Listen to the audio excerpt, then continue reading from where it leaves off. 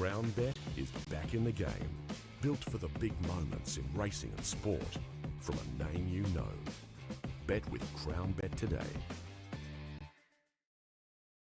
Chances are you're about to lose. Progress. It's relentless. Earned by pushing forwards through the setbacks and the wins. All for an opportunity that others might miss.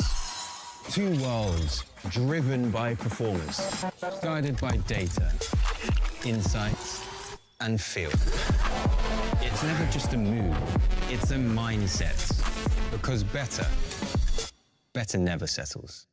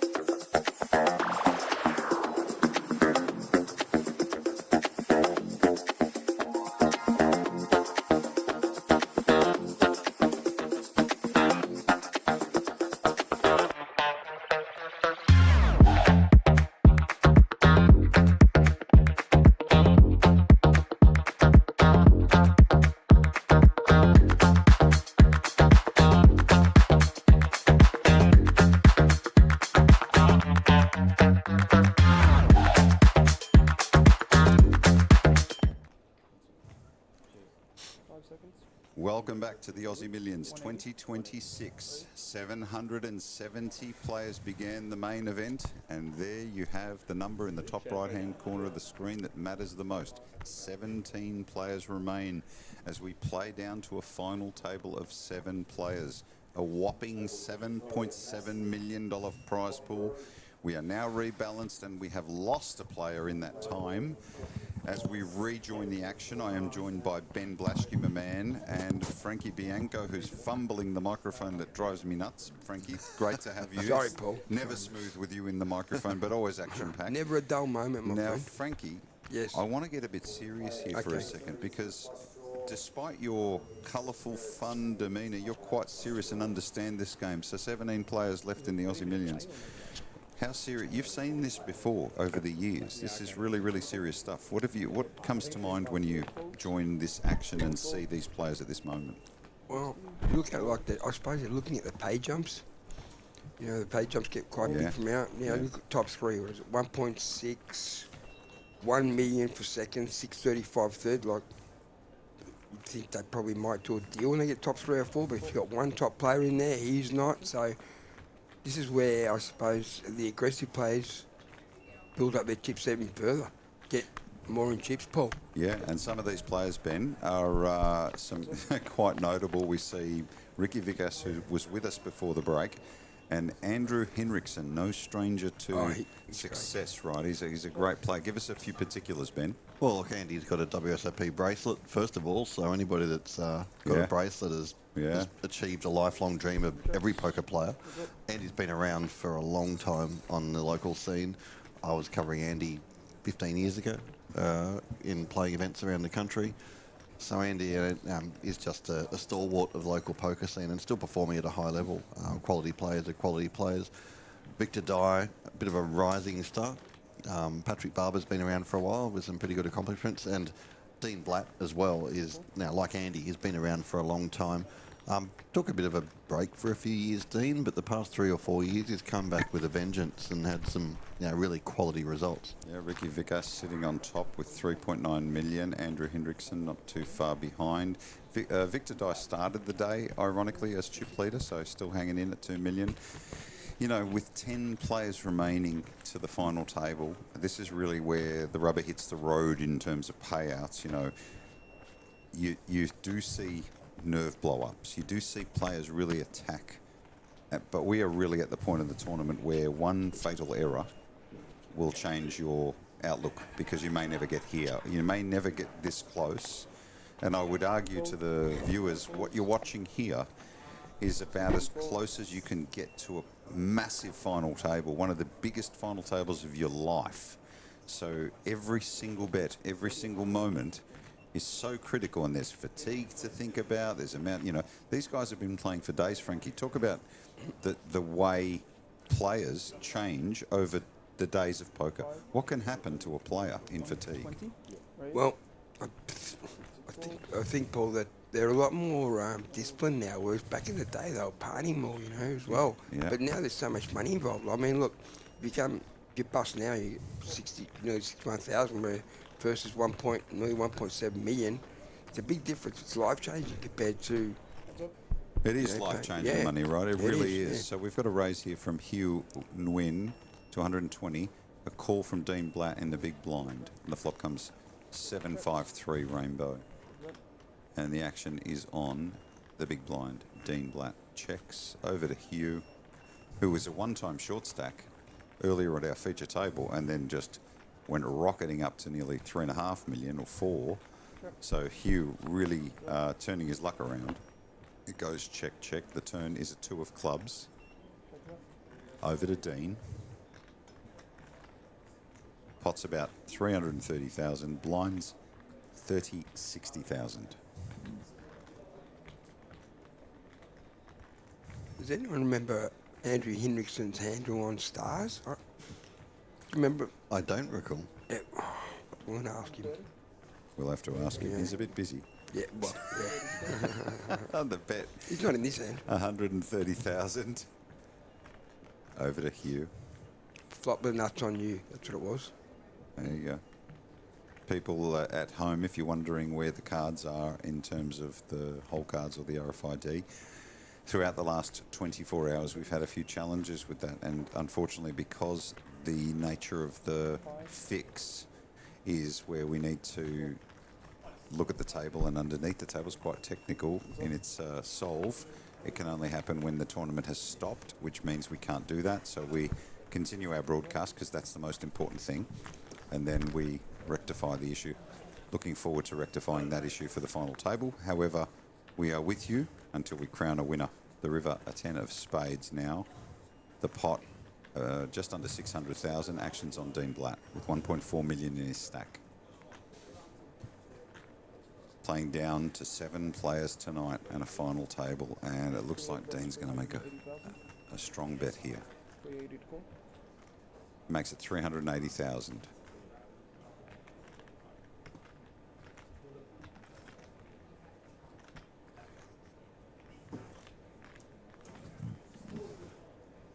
Suppose I need sunnies up there on that feature table. It's pretty bright up there. Well, the line lights. There you go. And he folds. So a nice pot there for Dean Blatt. Vicky Vikas still sitting on top. But even the short stack on this feature table with over 30 big blinds. We've talked about structures all week. And that's not just for this tournament. The whole tournament series has really generous structures, which for the players at home who want to start playing Aussie Millions or want to have a crack at the really big stuff in the world-class players, the beauty of the Aussie Millions is the structures, I think, that is on offer. It allows players more time to make better decisions and get their money in good. If I'm honest, that is what, when it comes to satellite entries, we've got about a third of the field in satellite entries. It's a lot of players out of the 770 who've qualified their way through, even more possibly. And they feel they're getting value for money, Paul, with these great structures. I mean, it's quite possible to satellite in for as low as, what, $85, I think, is the phase one. Yeah. And there were a few players who did that. In fact, there were a couple of players who satellited in for free in a free roll. Incredible. Crown ran. So that's quite amazing. So we've got a hand here, a call in the small blind. This is a sneaky call from Dean. Just sneaking in with ace-jack of hearts. Big to die, though, in the big blind. What a situation this is. Raising out of the big blind with ace-king. And I'm sure Dean might have limped with the assumption that he's got the best hand here and could possibly make a move. This could be a really dangerous spot for Dean. There's a few people in the chat asking why. Wow. You can't see Wow, it. look Oh, at that. wow. Dean's moved all in, and it has quickly been called. So we've got a big situation. This is small blind, big blind cooler. Wow. Wow, the all-in player is ace-jack of hearts, and he is at risk in a big way. Either way, this pot will be fundamental to the outcome. Here comes the flop. There's And a jack in a the window. door. Wow. Window jack. Jack 3 Look at foot. that. Incredible. The turn. 3 of spades. No help. A king and only a king, otherwise Dean Black will double up. And the river's a queen. That kind of scared everybody. So Dean Black in the small blind gets really lucky there and outflops his opponent, Victor Dye, who now, look at that, Victor Dye with only 4 big blinds. And just like that, he did nothing wrong. He got it in with the best hand. He was a big favourite. He was in front. He was the chip leader at the start of the day, and now unbelievable that he is on the verge. To change so quickly, can't. Oh my goodness! And you think both players there were trying to set each other up, thinking they were, you know, such strong hands. That small blind, big blind situation is such a trap in many ways. No one gets credit for hands in those situations. Traps are often laid. Yep. Luckily, what's the expression that's very famous in poker? Wrong move at the right time. Yes. I was going to say in the chats they're asking why they can't see the whole cards. Yeah, we've explained that the technical side to this game in a broadcast. So just for those of you who want to know the difference between television poker and webcast poker, is television poker is essentially the best hands chosen. You get usually, working with the guys in 441 Productions in New York. I learned many years ago through the World Series, you pick 12, 13, 14 hands sometimes, you squeeze them in, you edit them nice and clean, and they are the very biggest and best hands with elimination hands. But 1,000 hands have been played that day. Yeah. So here, with a webcast, you ride all the way with us and you get to see the whole thing. Now, the advantage to that is you will get to see all the lead up, lots of analysis. You can really take a you can ride shotgun through an entire tournament on webcast, really understand what it takes to win a big poker tournament. But because we're live, you've got to ride the bumps with us, and those bumps come in every tournament. There's always broadcast issues with this complexity, and to top it all off, when you fix something, you've got to do it when the tournament has stopped, so that way you don't interrupt the play. So a bit of education for those at home on a webcast. It can happen. Yes, I agree. Those guys in the chat going, poor Victor, poker can be so cruel. Amen to that. It is the cruelest of games. It is. It will knock you down and brutalise you and do all sorts of things to you, but there are some highs along the way. It looks like there's an all-in here and a call. So just waiting for the graphics to catch up. And no, it's an all-in raise, and it looks like it's been folded. So, beg your pardon. I thought he said call. He said fold. So pre-flop raising, the most aggressive pre-flop raises are at the top, Ricky. Of course, the big stack that usually goes line in line. Andrew Hendrickson, interestingly, pre-flop raising, not doing a lot so far. He could just be completely card dead. Yeah, So, it's as simple as that. It can be as simple as that. Yeah, because he's pretty aggressive normally. From what I've seen of him, I've been watching him for probably 15 years. Yeah. We're talking about how they play cards on the table. I always said that how you conduct yourself on the table is how you conduct yourself in life. No, I've got to take a good look at my game, Frankie, because I'm not really sure how I'm running. You need Maddox coaching. Maybe you did take a good look at your life, Paul, because what I've seen on the table, it's a bit messy. Amen.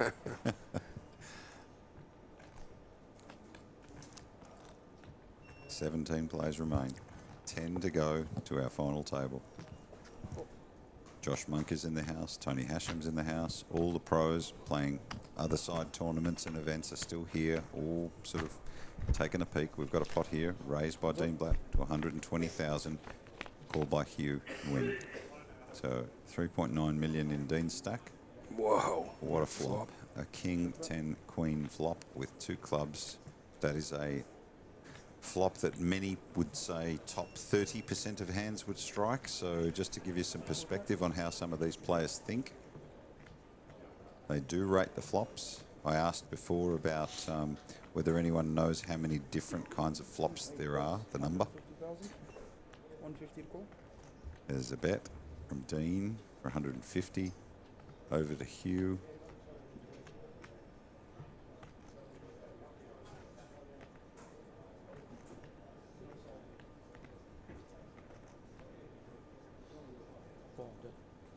400. Raises it up to 400. This board always looked dangerous. Back over to Dean now.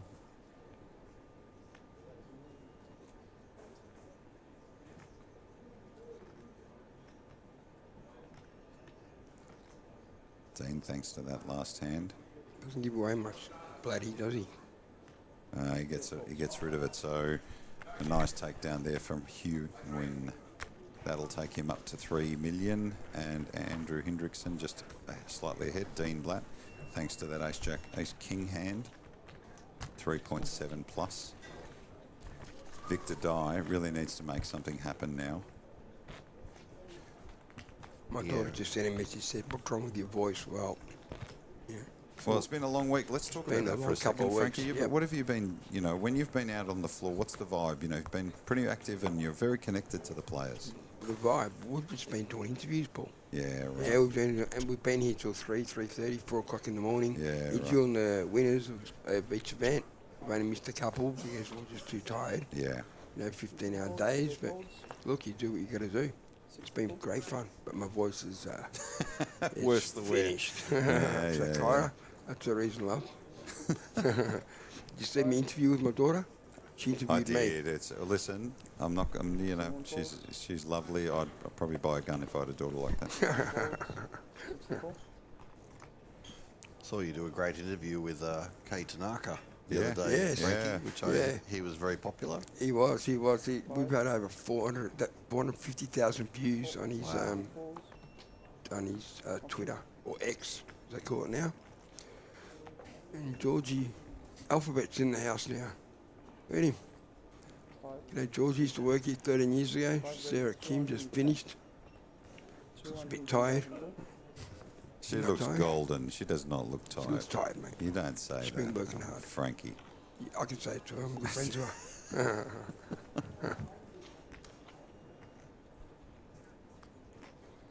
Now Andrew Hendrickson has raised to 210.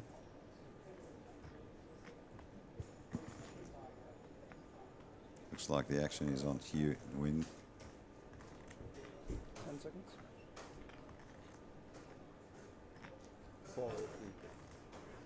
Hey, it looks like he's going to re-raise. And it was a 3-bet and a very quick fold from Andrew Hendrickson. So a bit of gamesmanship going on here, a little bit of trickery between the players, which you'd expect at this point. Andrew up to 2.8 million now. Victor Dye with 3.5 big blinds, Paul. Yeah, really unfortunate hand for him. But now, potentially the opportunity. As you can see in the top right-hand corner, we've lost another player. So we are now down to 16 players. Only 7 can sit the final table of the Aussie Millions 2026. Thanks to Crown Bet. Of course, our partners, Pepperstone, #1 trading partner out there.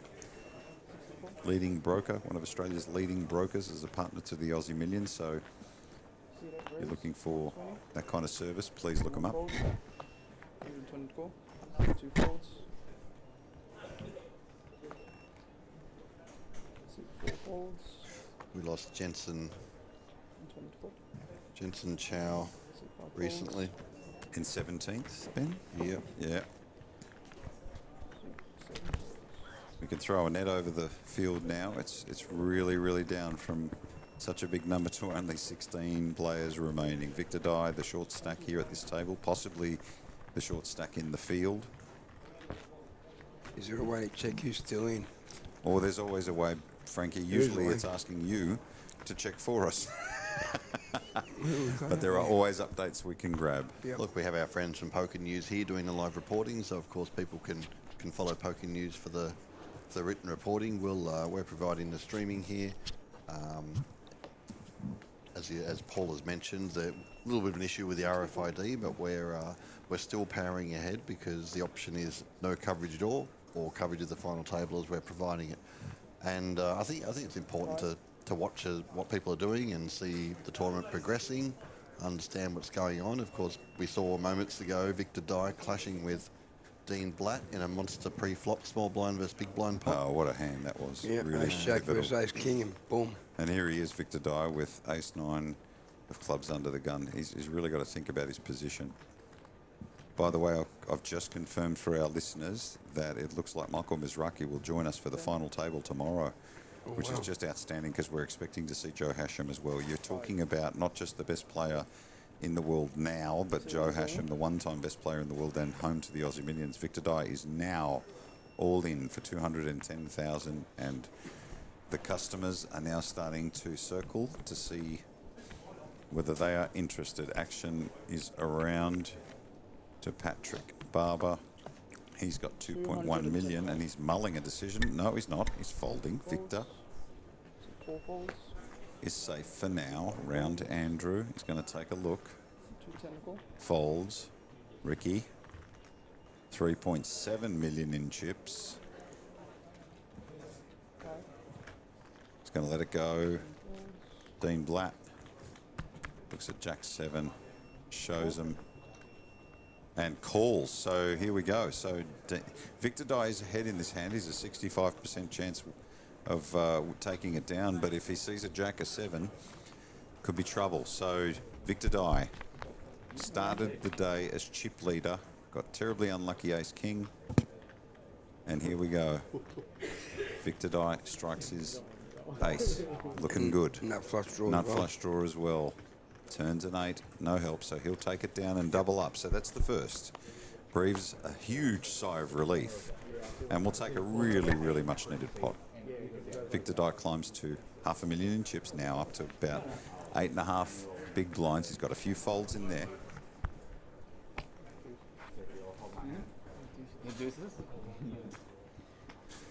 Previous Australian Poker Player of the Year, Dean Blatt. Going to take this home, is a chat comment. So big belief in Dean, lots of support. He won 7 main event seats as well, Paul, so he's a satellite. Oh my goodness. Milestone satellites. This year, that's kind this of, year, that's yeah. form, that is form.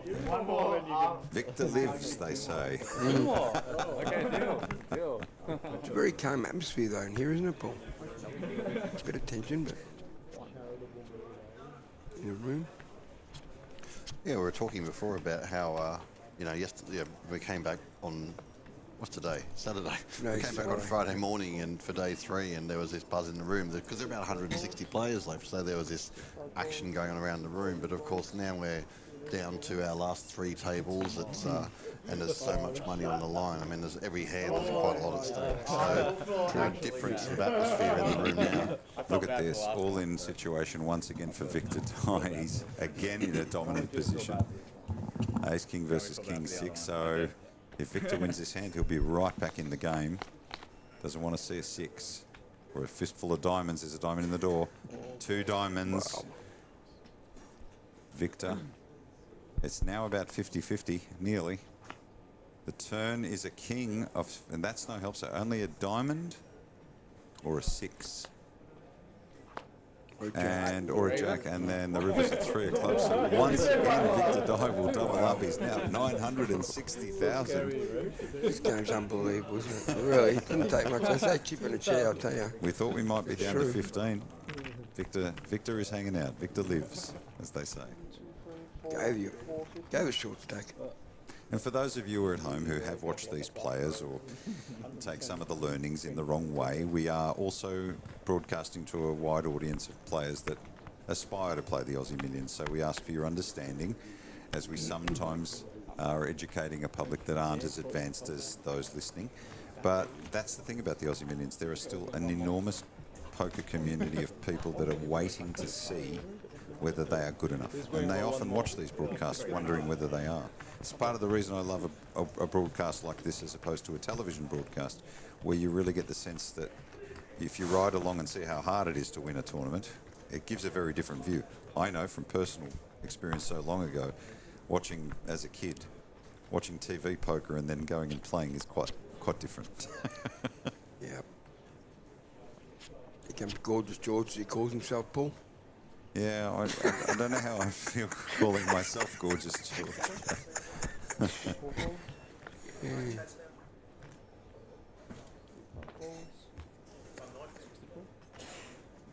Our partners at Poker News with all the editorial updates. Poker Media Australia is here in force. Our partners at Pepperstone, number ones trading platform. Australia's #1 trading platform for financial services. If you need some advice on crypto or anything else, they are your people. The 2026 Aussie Millions crowns a champion tomorrow. Join our coverage tomorrow as well, as we potentially have. Shout out to all the dealers too. They've done a phenomenal job over the series. And, Huge deal, huge. We'll be thanking a lot of people tomorrow on the final table through the coverage, because there are a lot of people to thank here at Crown and the teams that surround and the poker community that is supporting, which is just fantastic. Tomorrow we're trying to get, well, I believe we've confirmed Michael Mizraki, arguably the best player in the world for some time now. He's going to join us for our coverage, as will Joe Hasham, the 2005 world champion and homegrown hero to the poker community. So Mizraki's made he made the WSOP final table main event in 2010. Get Crocky in the booth. Well, I don't know if I could take that again. Yeah. Between him and Tony Hasham, Right, I feel like I've got the scars on my back. my daughter said he's very annoying. They're both beautiful human beings, but it is a ride on a roller coaster. There is no doubt about it. And some warm shout outs to people who I've met during the series. Please, the pleasure was mine. Thank you very much. Cheering on Dean there. Okay, so the action is on Victor Dye now. So Ricky Vikas has raised to 120, and Victor Dye looks like he's interested. He's really probably very eager to get that stack back. He's on the button in the face of a raise. And he announces all in, so he's going to 3-bet Ricky Vikas. Folds back around. Ricky asks how much. Ricky with 3.8 million.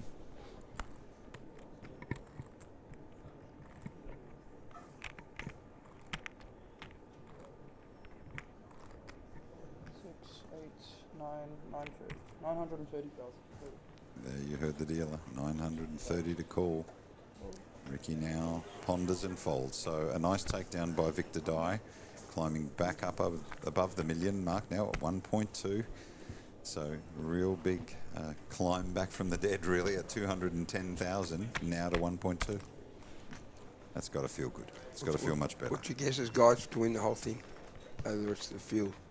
Ben? Oh, look, if I had to throw out an early guess, I would happily put my money on Malcolm Trainer. Okay. I think Malcolm certainly has the pedigree, the ability, and is obviously a WSOP bracelet winner 2 years ago in 2024. Just an absolute gun. So I'd be happy to, if someone had to put a gun to my head, I'd happily take Malcolm as my bet. Are you, Paul? I think I'm going to take. I'm a big momentum fan, right? So run into tournaments playing well. I'm stating the obvious, right? I don't want to be Captain Obvious, but a player like Dean Blatt, for example, could be a player that could really make an impression. Yep. Because he's the kind of player that knows what it takes to get in. He's not afraid of it. He's got lots of experience, so it's very possible Dean could take it down. Then you've got the experience. I'm picking Andrew Hendrickson's my pick. That's what I was That's kind of, to me, the most obvious because of his experience, and he's a great player. We know that. But he isn't. Yeah. He doesn't play nowhere near as much as he used to, so I don't think it's that obvious. He's just a really good solid player. Impressive. So Ricky raising it up, and Andrew will defend his big blind. We will see a flop. What's up? Flop comes Ace of Hearts, 7 of Clubs, 3 of Spades.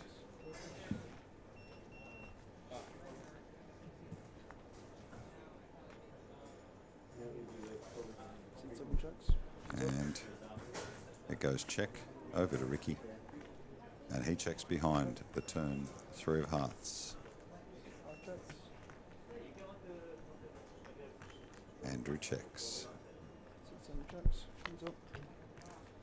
And it's a return check. So if we go to the river, an Ace of Diamonds. Action on Andrew, quickly checks. Over to Ricky. This has been kind of strange hand here. No one really electing to fire at any point. Will Ricky fire at that pot? He's going to make a bet. And a quick fold from Andrew. So Ricky will take it down, extending that stack right up to the top, back up to nearly 4 million, which is where he was a little earlier in the day. Hyun Win over 3 million. And our short stack is Victor Dye, but he's come back from the dead. Can he continue that form and momentum? You can hear the gallery in the background now, where the room is much quieter than it has been all week, of course, because the tension is raising, and you know, there's a mutual respect amongst the players and staff for the stakes involved here, as you can imagine the payouts. See that raise to 120 folds. If you just tuned in, 1.667 million per first. It's over a million per second. 635k for third. It's huge numbers, aren't they, Paul? Oh, well exceeding expectations. I think everybody at home will be really excited in the poker community. The Aussie Millions is back in a big way. This will only mean bigger things for poker in the country, and it's just great for players to have that option. So Dean Blood here raising it up to 120k under the gun. It's come around to Ricky Vickers in the big blind, who is now 3-bet to $500,000. Dean, give him a stare down, look at him. Yeah. Given the early position of Dean's raise, you look at that. Look at a real stare down. Doesn't like it at all, but lets it go. So Ricky starting to move. He was in a really good rhythm when this day started, and then he kind of took his hits. To be fair, he did nothing wrong really, and then now he's starting to move again, over 4 million in chips. Blinds 30 and 60,000.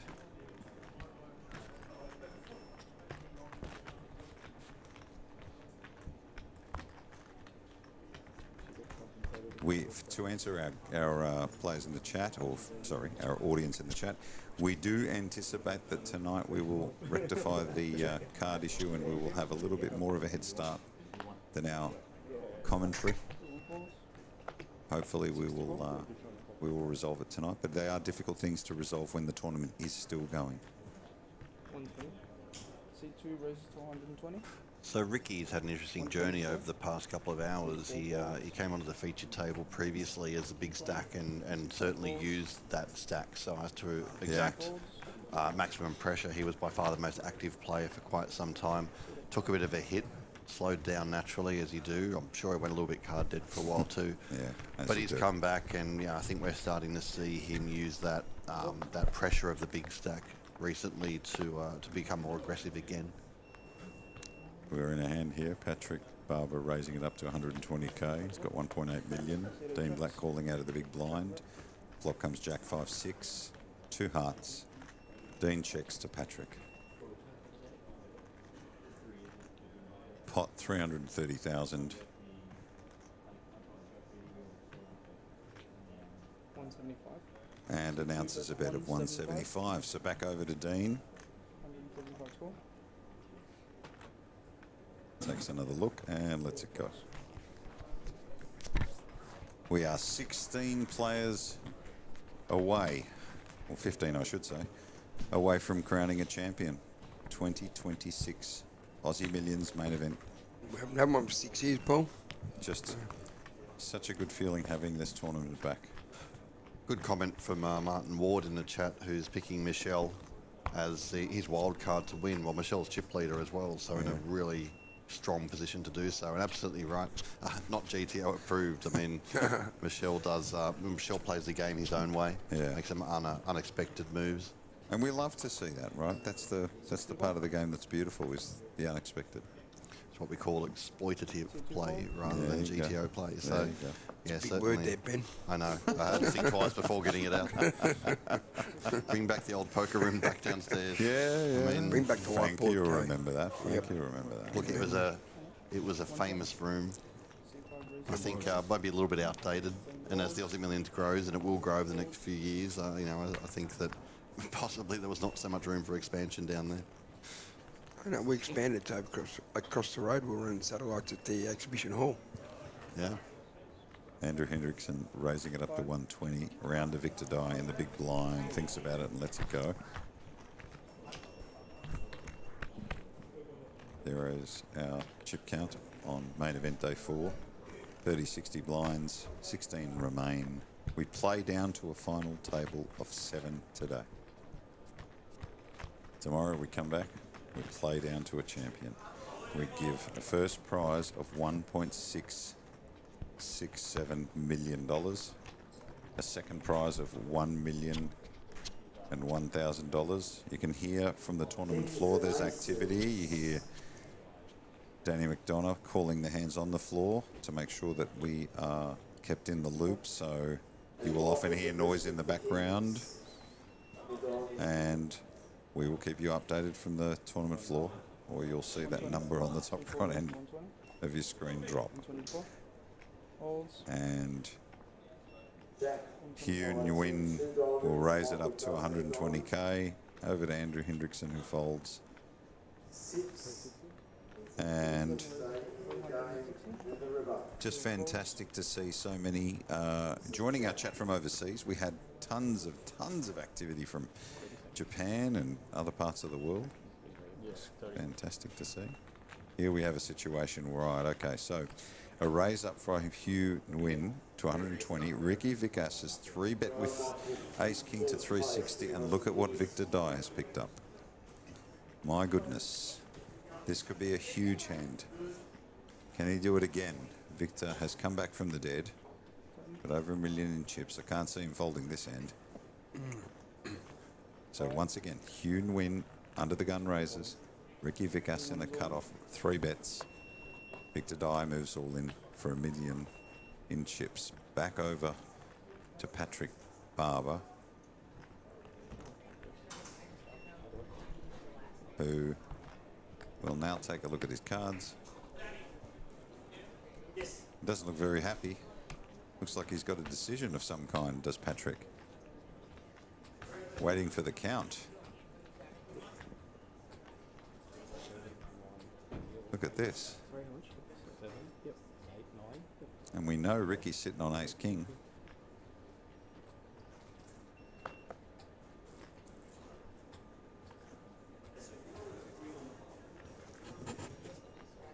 Just waiting on Patrick now to make a decision. 2 million in chips in the face of a 3-bet and a jam. He folds back around to Hugh, who folds quickly. Back over to Ricky, who quickly puts chips in, and we're off to the races. But this time, Victor Dye, who's once all in for 210,000, has come back to over $1 million. Can you imagine what would happen if he wins this race? He is the favourite here and could double up once more. What a story that'd be. The flop, 10-6 deuce, so in good shape to double up here through Ricky Vickers. The turn is a repeat. Oh, wow, it brings clubs, it blocks the clubs for him, so an ace or a king, and it's a king of spades. Wow. Amazing. Wow. Oh my goodness gracious me, Victor Dye. Just when you thought he was going to get it back up to 2 million and take it all the way, that is a devastating river for Victor Dye. We send him off with our congratulations, eliminated in 16th place. Wow, brutal. That is a brutal beat indeed. Even though it was a coin flip, it's the way it's delivered. So now, 15 players. Yeah, look, unlucky for Victor. I mean, the big hand, of course, was getting him with Ace King against Ace Jack, and Dean hitting the Jack on the flop. So that really crippled Victor. He won 2 all-ins. He fought his way back, but unfortunately, it's hard to win that many flips, isn't it? Yeah, that's the thing about this game is over a long period of time, you've really got to ride your luck, get it in good. What do they say? You've got to crack aces and you've got to get aces and win in all 4 hands. Well, I'd be lucky to win a tournament. I always say. Yeah. So we have 5 remaining at this table, but there was constant rebalancing going on. So Danny now looking at that, our TD. All of a sudden, Ricky Vickers now with that elimination takes his chip stack to 5.4 million, starting to look very formidable. Dean Blatt raising it up to 120k, over to Patrick Barber. 5. Switching folds. 124. Isn't bad hand, Patrick, has he?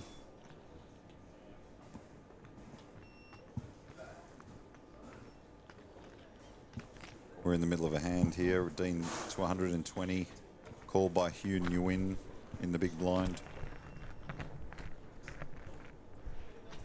Hands up.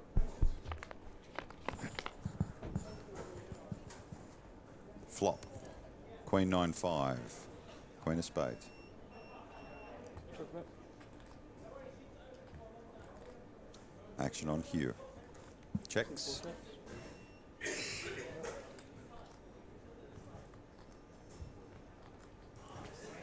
8 bets, 100. Over to Dean, 100 score. who bets 100,000. Back to Hugh.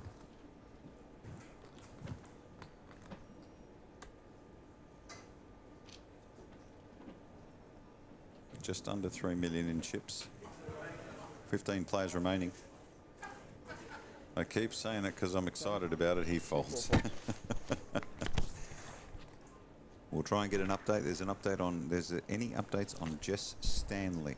Yeah, around about 1.2 million There you at go. the moment. There you go. I'll let Josh come in. He's Oh. hanging around. Frankie Bianco's about Yep, to sub I'll out. see you later, guys. Yeah, Nice and we've got Josh Monk coming in. So thank you, Frankie.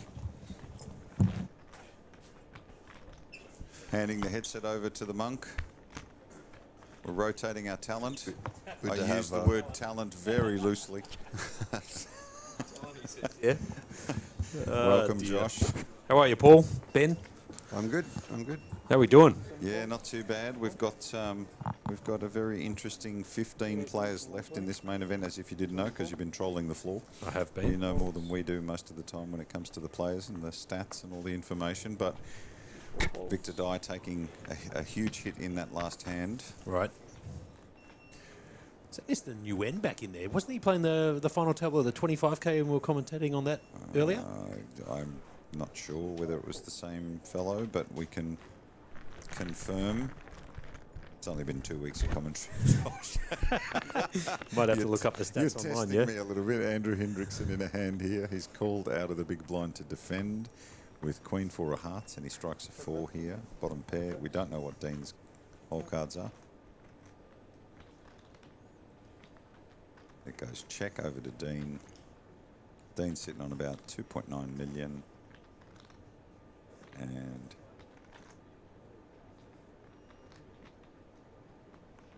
quite stoic.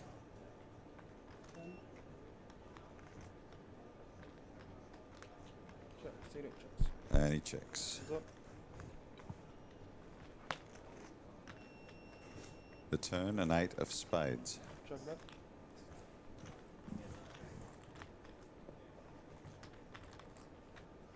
C5 checks. Won't need the RFID working because Monk is the best guesser of cards in the world, I think. I'll finish that sentence for that player. What do you think, Sure, I'll Monk? Is take that it. high expectations? That's pretty high, yeah. Maybe not at the Aussie I'd be millions, but very worried about that. See it, checks. so it's going to check on the turn. Here comes the river. Brings in the queen too, so Andy here picking up a queen also at the river, making queens and eights. Obviously there's a straight and flush potential down on this board. For those people who play at home, bomb pot next hand if you flop the monotone board. We'll get back to the action here. C5 bets, 100. Andrew betting 100 call. 100k. See that call. Just going to look it up by Dean. Quick call from Dean. So I'd say Andrew's 2 pairs are good as the chips get pushed his way. We are 15 players and we're playing down to 7. So only 8 players away from a final table. Will one of these names be the Aussie Millions champ in 2026 is the real question people are starting to ask now. They're starting to look around. This field is small enough now to start asking which one of these guys is going to be champion.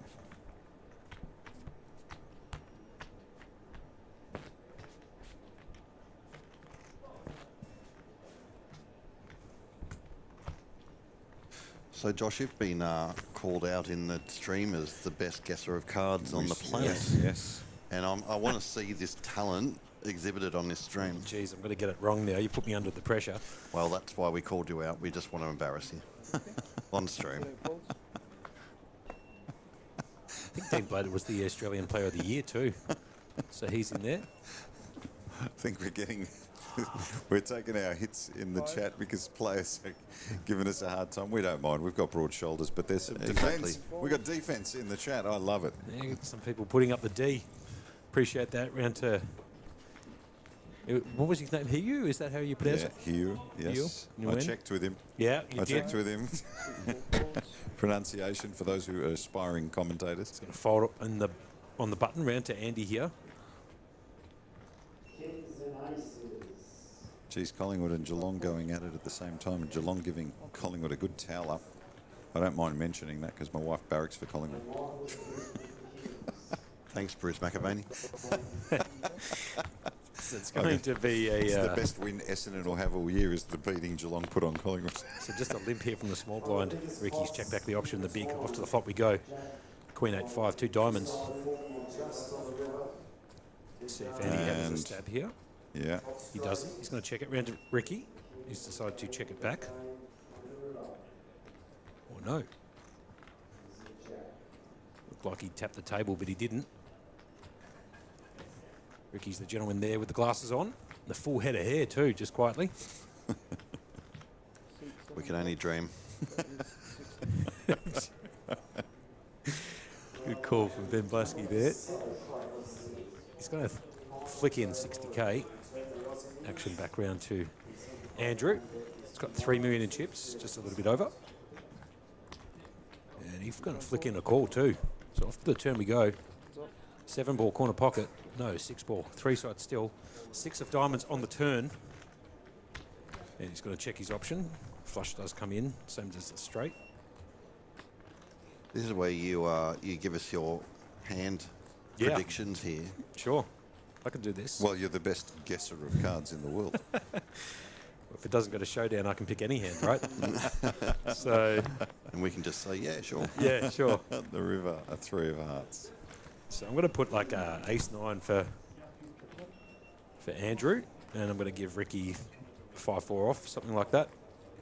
Flopping a pair and continuing. Most likely going to go check and a bet and game over, I'd imagine. And he might find a bet here.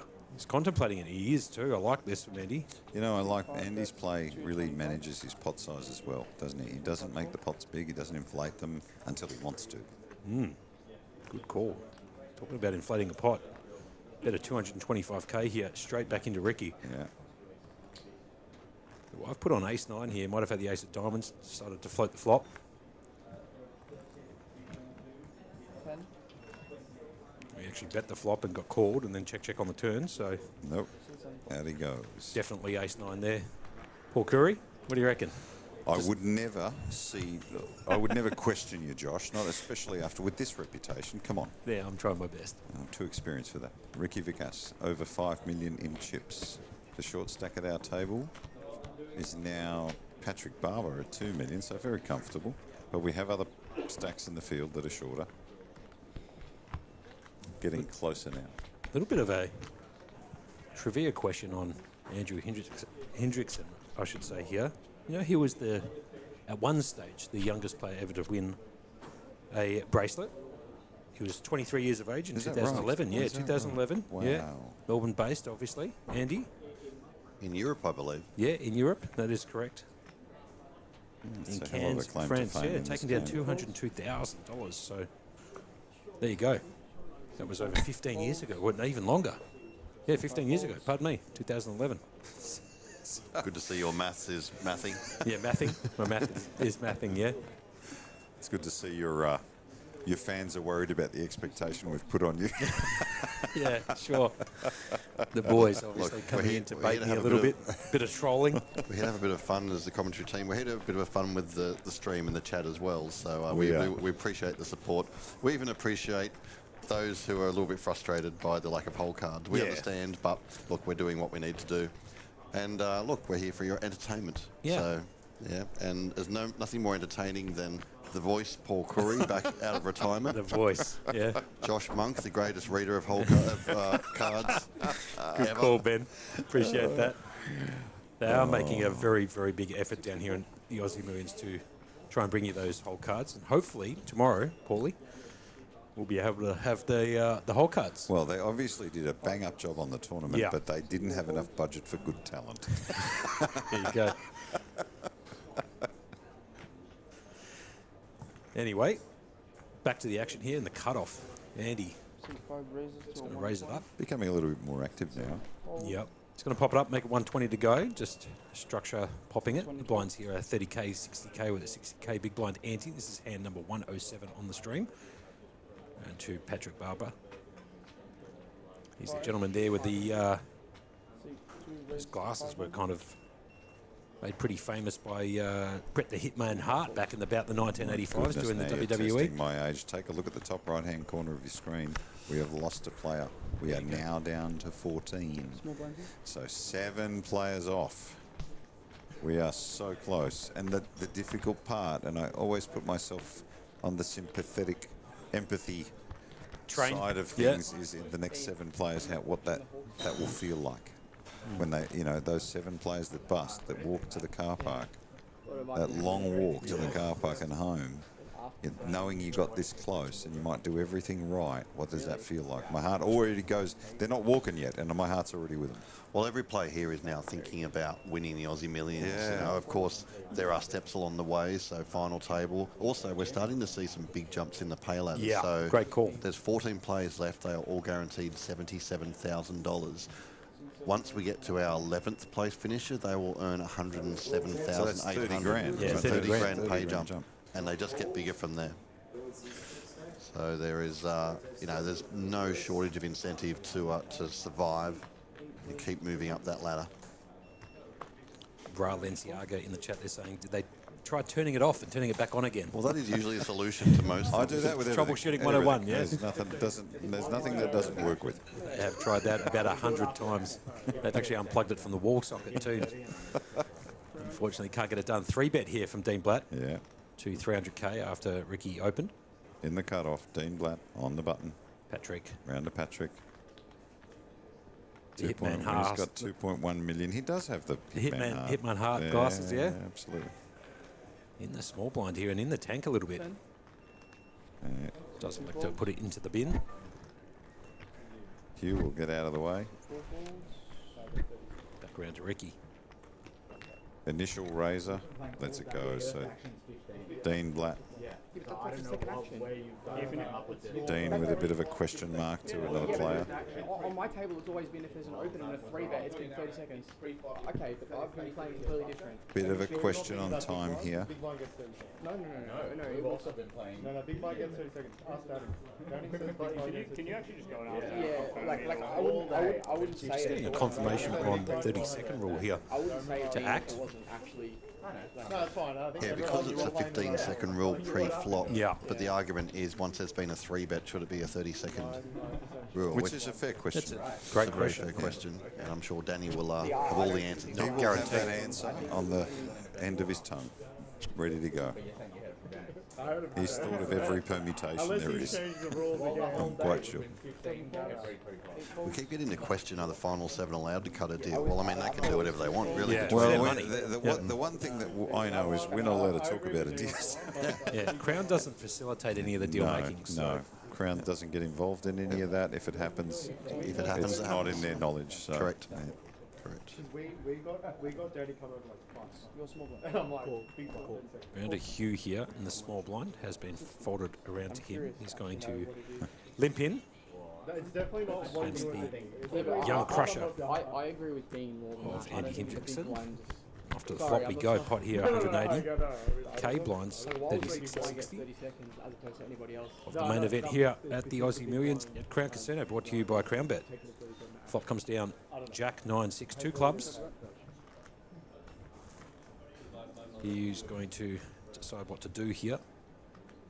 He's going to check his option out at the small blind and see if Andy's going to have a stab at this one.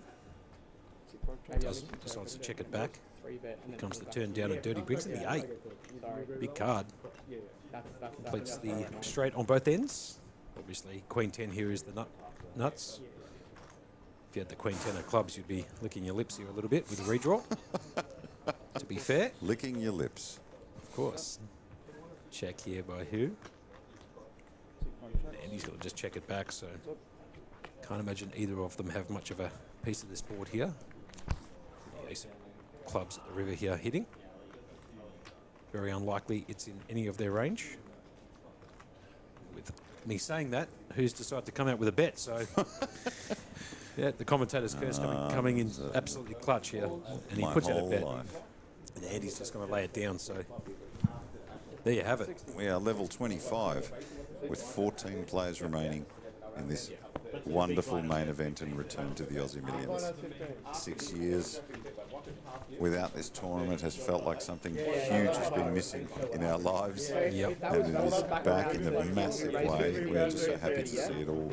And tomorrow we bring it all to a head, all to a conclusion.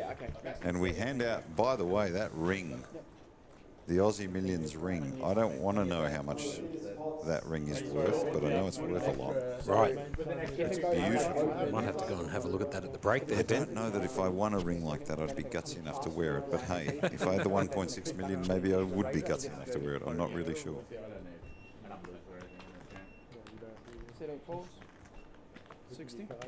Look at that. Some of the chat players picking up their suitcases on felt and want us to take care of the room. Thank you so much.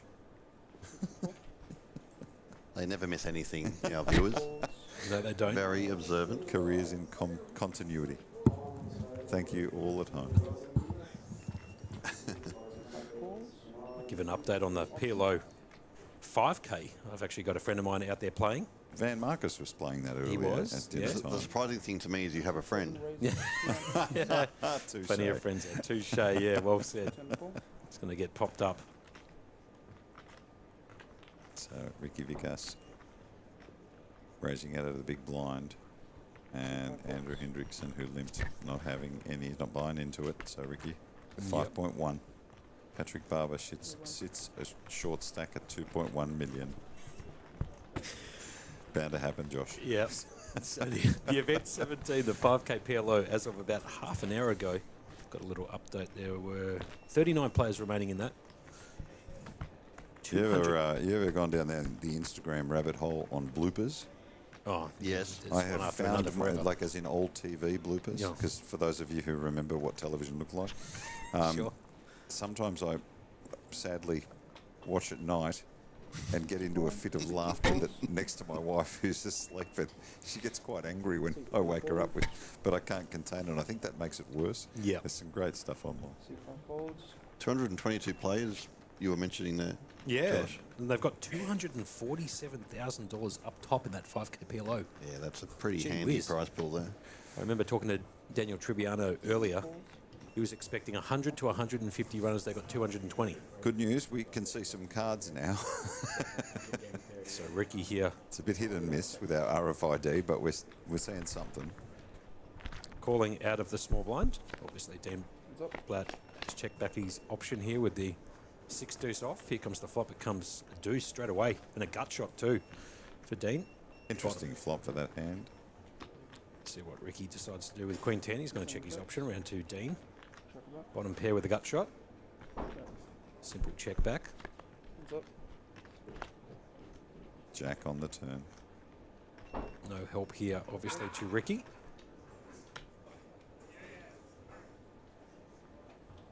terms of ranges here, obviously, this board hits Dean a little bit harder than it would Ricky, combinatorically. But let's go back to what Ricky decides to do here.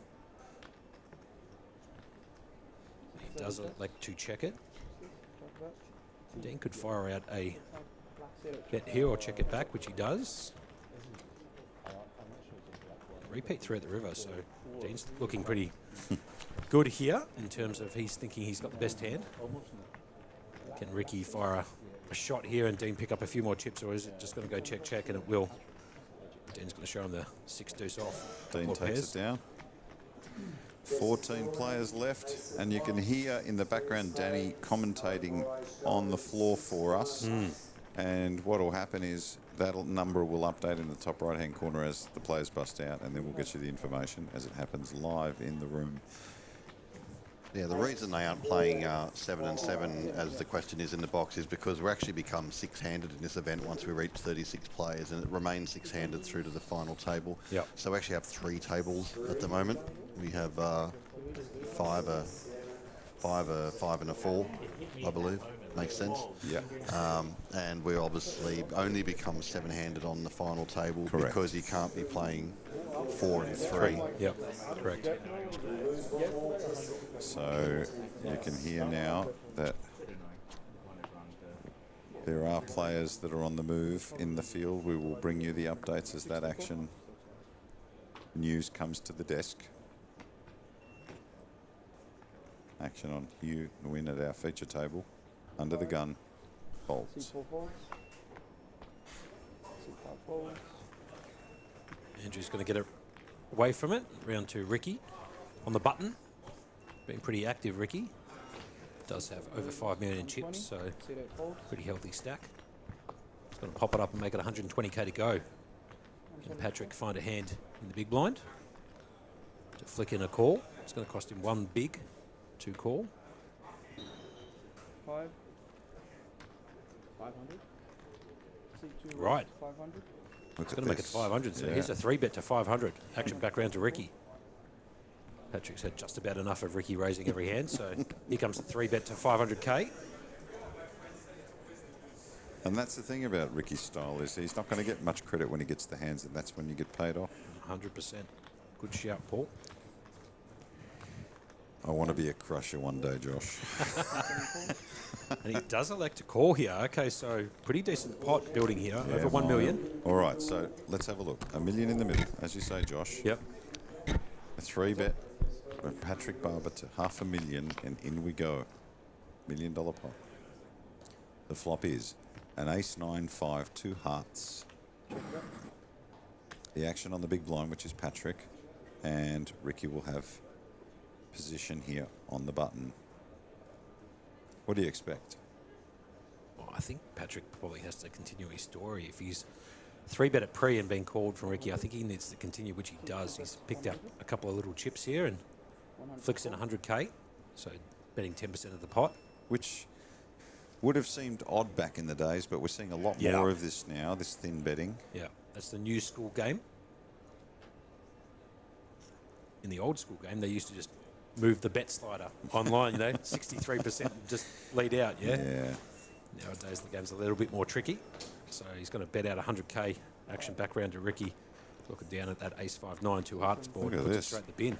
Straight a fold there. So a nice pot there of $1 million. Patrick Barber with 2.6, Hugh Nguyen 2.8, Andrew Hendrickson 2.8. And all the way up top, we've got Ricky Vickers with 4.5 million in chips. Dean Blatt at 3. Very likely Ricky there had a small pair, put in a raise, called a 3-bet, tried to set mine and whiffed it. Could also have a hand like a Jack 10 or diamonds or something like that, and decided to see a flop. Oh my goodness. I love that comment. I can't, I don't know what to say. Paul got definitely one of the best voices in poker and probably in media ever. No doubts about that. Oh my goodness. Down to Dean Blatt, absolute crusher. Australian Poker Player of the Year, I believe. He's got that that title, I should say. 5. Might have to look that up. But I'm pretty sure he does. Before you say it or after you say but it? I'm almost certain, so I don't know if I need to, but might just do it one more time. Anyway, round 2, Patrick, who's limped in from the small blind, and just the new end here. He's just got to check back his option in the big blind, so heads up action, blind battle. Here comes the flop. 5, 6, 10, 2 clubs. I reckon Patrick's going to have a stab here.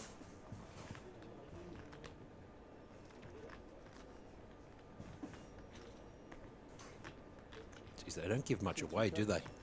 No, I've been uber impressed with the way these players can almost become machine-like. Yeah. They really are machine-like. I mean, that's an indication of how much work they've done, to be fair. There's a lot of people at home that don't see the work, and those aspiring poker players that think they want to one day win an Aussie Millions. These guys have done a lot of work. Yeah. They continue to work at their game. They're always researching. They're always understanding Studying, talking to different their ways friends. to Yeah. play hands, and that's the beauty of the game. Yeah, great call, Paul. Totally agree with you. So it's going to go check that call. See 2 calls. After the turn we go. Hands up. Turn card brings in the ace of spades too. The big ace. Check a bit. Action on Patrick. See 2 checks. Check a bit. Patrick's going to check again. Let Huey just come in and probably go for another barrel here, I'd imagine. Board texture hasn't changed enough for him to not continue unless he doesn't have any part of it.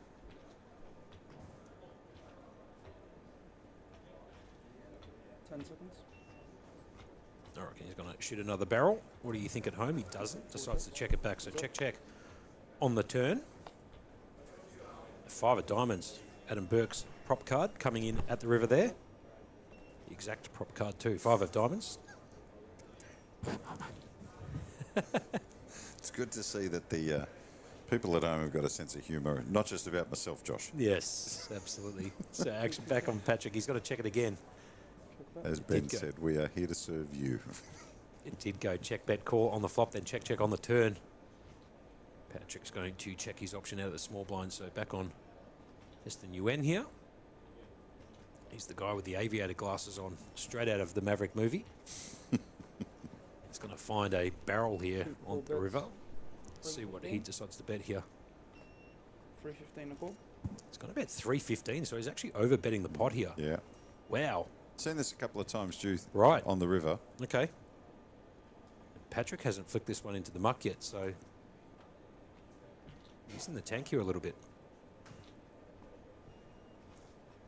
10 seconds. A very polarising bet. There are a few missed draws out there too, so you know he's representing that he's got it. He has it or he doesn't. Exactly. Completely polarised. They are basically the options. Yeah. And Patrick does find the fold there. Down to 14 here, Paul. 14 players remain. We are 7 players off the final table. Tournament director Danny McDonough, 27,000 steps a day, and that's when he doesn't run. Yeah. Great call. $7.7 million in the prize pool. Crazy. Gee whiz. Crazy stuff. 1.667 million up top. Haven't $1 million bucks for second. Haven't too. the players responded? They have said, we are so happy that the Aussie Millions is back. And it's back in a big way too, Paul. I think that 2.5k deep freeze event's on as well, and I think there's like over $200,000 up top for that as well. So some huge prize pools here at Crown Casino. I love working with you guys, but I might retire next year and start playing some of these. Yeah. After 25 years, leave it up to you guys, much younger. Seems like an EV play race here from D. Blatt, 3 votes. My Raise wife it will up just to- tell me to keep working. He's going to bump it up and make it 120k to go in the cutoff. Patrick's going to fold from the button round to Mr. Nguyen here. 2.9 million in his stack from the small blind. And he's going to pitch it in, and it looks like Andrew's going to call from the big blind. So heads up action. Dean Blatt versus Andrew. Andrew first to act, obviously, from the big blind. The flop comes down King, Jack, Jack. A couple of diamonds. Not a lot of belief that 1.7 million is enough to buy you much in Sydney. John Park coming in clutch. I live in- agree with that. I live in Sydney, so I concur. Yeah. Confirmation from Ben in the chat. Location, location, location. Dean's got to bet out 100k here. Action back round to Andrew, who did check on the flop. Tell you what, Melbourne's not too far behind in terms of housing prices. Yeah, and Adelaide's catching up too. There you go. So Andrew's going to flick in the call and a repeat jack on the turn. Okay. Yeah, I know. Imagine Melbourne being behind in Sydney and better at coffee. Sorry, Ben, I'm just gaslighting you. Listen, there's no doubts that Melbourne has better coffee than Sydney. It's Josh, I didn't want to open that door. I was absolutely just forget about it. Anybody who says that coffee in Sydney is better than Melbourne, forget Ben's about very it. unhappy with. That's what you get for leaving me in the booth with Tony and Billy. I'm just going to say that my local cafe got voted number 4 in the world, and that was not a cafe in Melbourne. Andrew's going to check. Dean's going to come out with another barrel here on the turn. Like board. this. Betting 220. Straight away. Andrew decides to put that into the muck and find a better spot. I like Andrew's game. He's just very there's no nonsense about his decision making. You almost know he's made the decision before the hand. He's dealt how he's going to play it, and there's really kind of a wry smile and happy to be here. 14 players, 7 players away from a glorious final table tomorrow. First time in 6 years we're sitting, first time in 6 years we're going to give away an Aussie Millions ring and the title of champion. It's just going to be so great. Yeah. Unfortunately, 7 players will also have heartbreak tonight. Which ones will get through? Yeah, so Crown in the lead up to this series ran a pretty impressive satellite schedule. There were a number of guaranteed seat satellites in the lead up, but there are also phase satellites. We had phase 1, phase 2, phase 3. So phase 1, you could actually buy in for $85 for phase 1. That if you qualified through phase 1, you would get into phase 2, where I believe you could also buy directly in for, I think it was around about 260. Yep. And of course, the idea was that would be qualify for phase 3. The phase 3 satellite was the direct entry into the main event if you finished in the top 10%. So there was the phase satellite section. So you could qualify for $85 if you made it all the way through the phases. As I mentioned, there was a free roll that Crown ran early on in the process, and they gave away 2 seats with not a dollar put in. So 2 players just amazing. Didn't spend a cent. Do you know how many people were actually in that field? Have you got any idea? I know it went absolutely off its head. Actually, as a matter of fact, I think my daughter played in that. She doesn't even play the game. You don't know whether your daughter played in I'm it? pretty sure she said, I'm going to go off to Crown. I'm going to play this free How roll. I old's said, your what are you daughter? talking about? She's 21.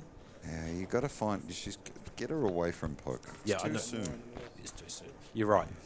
I can't imagine an adult conversation with your daughter where you end up saying, listen, Dad, I need some advice. How do you play this hand? Mind you, if she went on to win the free roll and win the ticket, she would hold that over everybody forever. Then you're Demir Dokic and you're going to start to be a father manager. I thought you were going to say my daughter was only 3, but she's advanced for her years. Yeah. That could John go Parker real weird also with coming. satellites. Oh dear, that was the answer there for you in chat. Who says, who do you think you are? Cheapest Satty was $85, that phase 1 Satty. John Park also saying $1.7 million is also the cost of diesel from Noosa to Melbourne. It's probably spot on the money there. John Park also just beat us to the news that Jesse Stanley busted just moments ago in 14. Impressive. That is impressive research.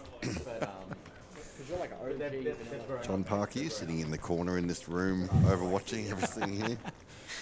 Well, 13 players. So if you haven't heard it, that is the news. 13 players. We lost another one. We are on our way down to 7. So we are only 6 players away from a final table to the Aussie Millions in 2026. 6 hearts will break one way or another. And then we sit tomorrow to crown a champion. Our guests tomorrow, Michael Mizraki, Joe Hashim, world champion. It's about being across all the information that's coming in. Oh, man of the world. Oh, dearie me, Paul. I love it.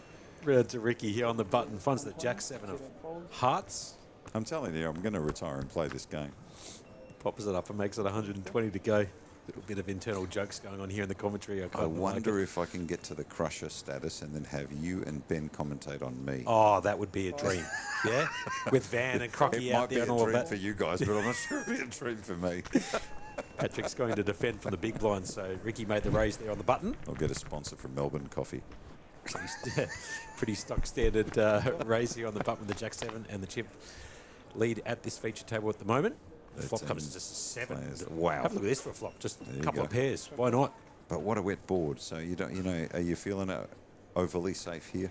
Honestly, that's the kind of board that connects to sort of top 20, 30% of hands. Sure. They are playing 5-handed poker, so, you know. They're going to play those wider combos, ranges, right? yeah. So they're going to be right there. So Patrick's going to check from the big blind, and Ricky's going to camouflage the hand a little bit, check it back. I like this. Ace of diamonds on the turn, big card. Wow, double draw, diamonds and clubs. Actually, there wasn't much pre-flop action outside of just the single raise from Ricky and a call from Patrick in the big blind, so you can't give him Massive credit for having hand, possibly. an ace in their hand very often. So I'd imagine Patrick's going to check, which he does. Round to Ricky. He's flopped top and bottom pair on this relatively wet board, especially now that the ace of diamonds comes in on the turn, and he's going to fire out That's 200. a bet on the turn. 200. He's going to bet 200. Let's see what Patrick decides to do. He hasn't folded instantly here or used one of his time banks, so obviously contemplating a decision. Or just Hollywooding it a little bit. And here it is. He flicks in the 200. So off to the river we go. The river card brings in the absolute blank of all blanks. The deuce of spades. Anticlimax. Completely right. Anti-climax. Let's see what Patrick does. He checks it. I'd imagine Ricky's going to go for another barrel here for sure. I mean, very, very often his two pairs here, jacks and sevens, should be enough. He's just trying to target a specific hand that he might be able to get a call from Patrick with. So I reckon he might come in for maybe something like 315k, give or take. Or go for the polarizing bet and bet huge. He's going to bet 500, so he's betting 2/3 of the pot here, give or take. Round to Patrick, who's using those blockbuster video easy cards, also known as time banks from a couple of nights ago when I was in the convo with both of you. He's going to riffle them in his hand a little bit. Has cut out 500 blue chips, which are those 100k chips in front of him. And he's going to flick in that blockbuster card straight away for another 30 seconds to act on his hand here, Paul. And then my guess is going to look at his cards and mark, but 1.23 million in the middle. Mm-hmm.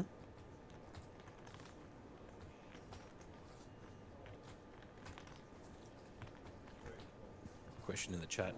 What's locked up, dollars-wise? The answer to that question is 77,000 for the next person. Oh, of course. Why would you listen to me? And Call. he flicks in a call. And Ricky's going to show him the jack seven, and Patrick puts his hand into the muck. So Yeah.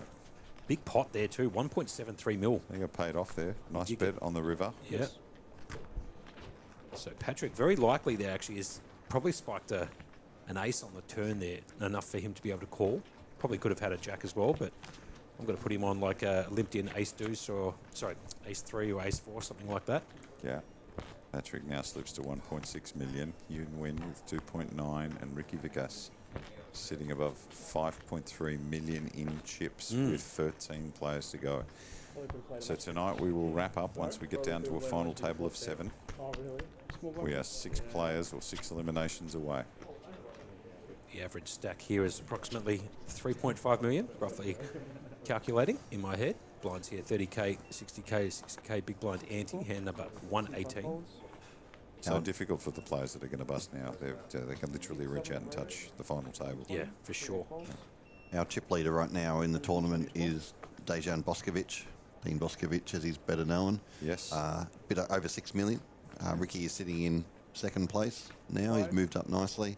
Just ahead of Michelle, of course, who is still travelling along very nicely. So they're our 3 big stacks, but look, plenty of swings and roundabouts as we've seen throughout the past few hours. 5. Ricky going for it again here in the cutoff. Just won the last hand with a jack 7 of hearts. He's going to raise it up. Very active at this final table. Which is what you're supposed to do, obviously, when you've got 92 bigs and a bit of a commanding chip lead at this feature table at the moment. And now the players really are starting to tighten up. Yeah. They're starting to get a bit worried about not making it, and therefore their behaviour is changing a little bit. The hand ranges tighten up, but 5-handed,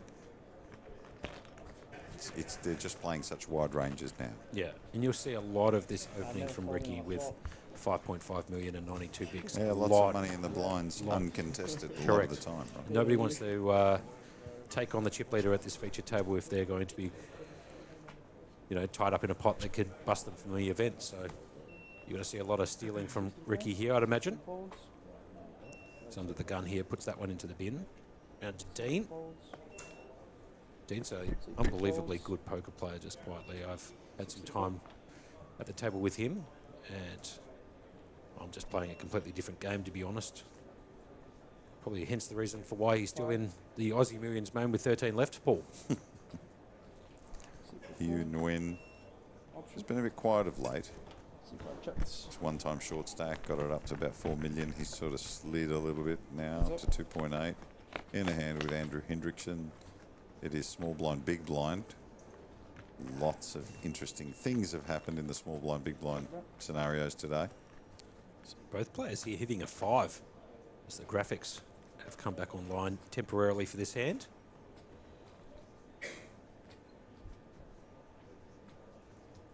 Obviously, Andrew is outkicked at the moment as 60. who has king kicker. 4-bet 60. It's got a bet out 60k, and I imagine Andrew is going to flat here and peel one off on the turn. Can also elect to put in a small raise if he wants to. C5 course. Makes the call. Makes the call. So I was correct there, Ben. Pretty happy with that. Repeat 3 on the turn. Who he's still miles out with the lead at the moment, now up to 85% equity. They both have 2 pairs of 5s and 3s, but Mr. Nguyen here is using his king kicker. And Andrew's using the queen on the board.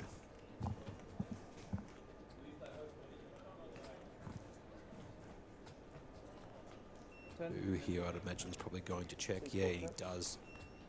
Kind of like this from who. Imagine Andrew's probably going to check behind too.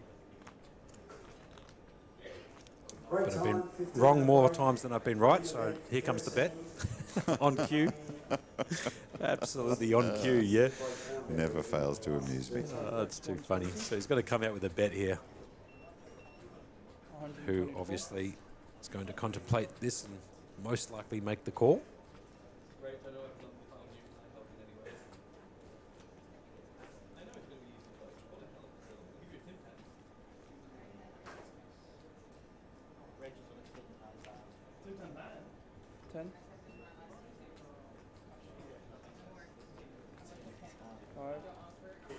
He's going to make the call. He's not buying into that either. Still thinks he might have the best hand, the river. 8 of diamonds. No help to Andrew, who is looking for chop outs only. Hugh here has the check mark next to his name. 540k pot in this blind v blind battle, like Paul was alluding to. Now is he going to check and allow Andrew to fire? And he does too. Like this from who? And it brings about a check, which is interesting because both players could almost put the other on a draw in that hand. And both had showdown values, so they turned them over. Just check there at the river. And who's going to pick that one up from Andrew?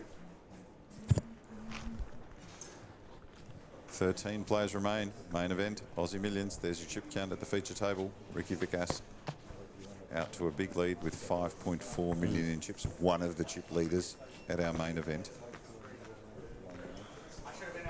We are 6 players off. The players will be on a break soon. 15-minute break shortly. Our coverage staying with you until we are 7.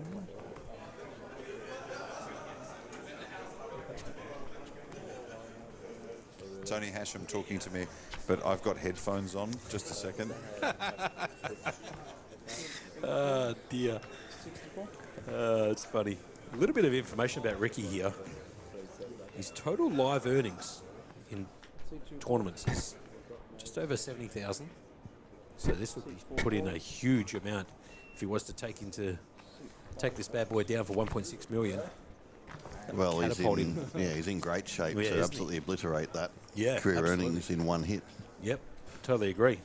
We mentioned a few times the top 7, so the final table of this all earned 211,000 minimum, and it goes up pretty dramatically from there to that 1.67 million first prize. So quite a few players here, or certainly a handful at least, you would think are going to certainly hit career highs in earnings in this tournament. You know what I just noticed just then, Ben? I just noticed that if he was to bust right now, he would earn more right now than he has in his total career earnings playing poker, Ricky.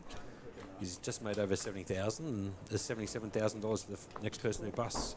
So there you have it. Well, the way he's playing, he's got a good well chance, in line at a shot at that final table. Everything's above 200,000 when call. You're sitting at the final table.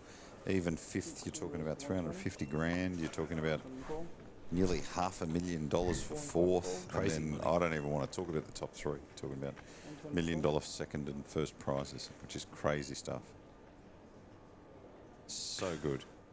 Yeah, the question, where is Dejan? Well, he's the chip leader. He's a chip leader at the moment in the tournament, over Dejan, 6 million. is He is. Well, there you go. Yeah, he is. Right. He's the one in best shape at the moment. And have a look at this here. So raised by Patrick to 120 under the gun, being called by the small and the big line of that of Ricky and Dean.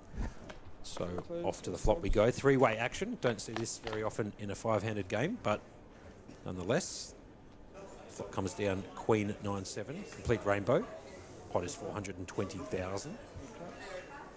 Ricky's going to check his option. Dean's going to check around to Patrick, who was the pre-flop raiser here. So I'd imagine he's probably going to have a bet on this flop and continue his narrative. Doesn't, just to put me in my place. Turn card comes the 6 of hearts as Paul chuckles away.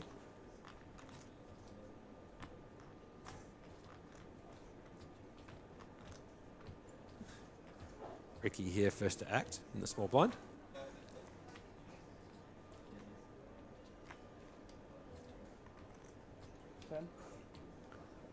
He's going to come out with a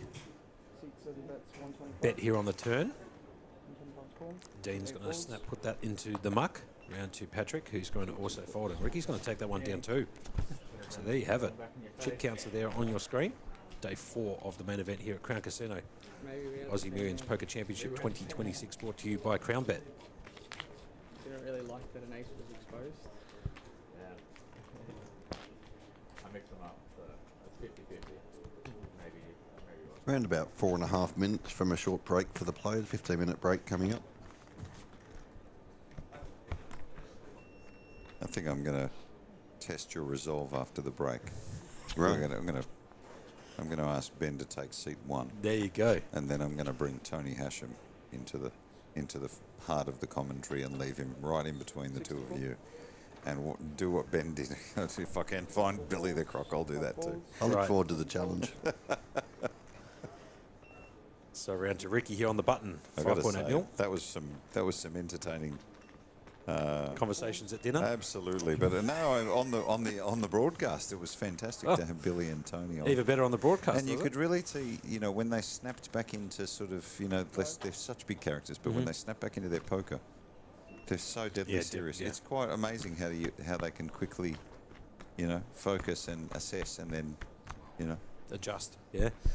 Dean here from the small blind is going to limp in round to Patrick, just checking back his option.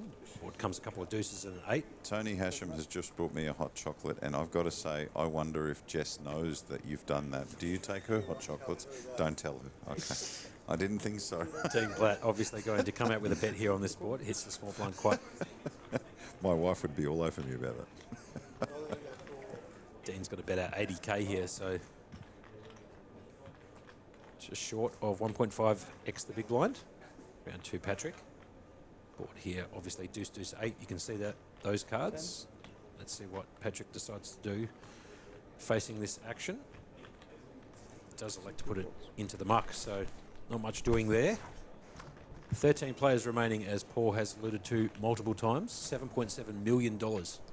You heard that correctly. $7.7 million in the prize pool here, and $1.667 million up top for the winner of this Aussie Millions main event here at Crown Casino Melbourne.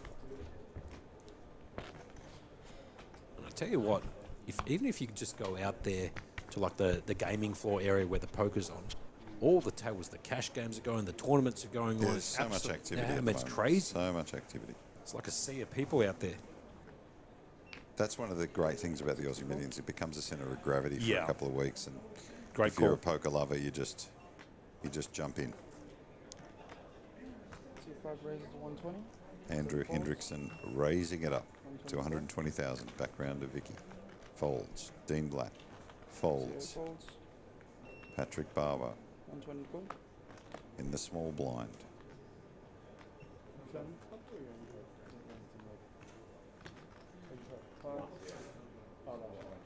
Looks like an 80s action hero. Folds. Should have a name like Magnum.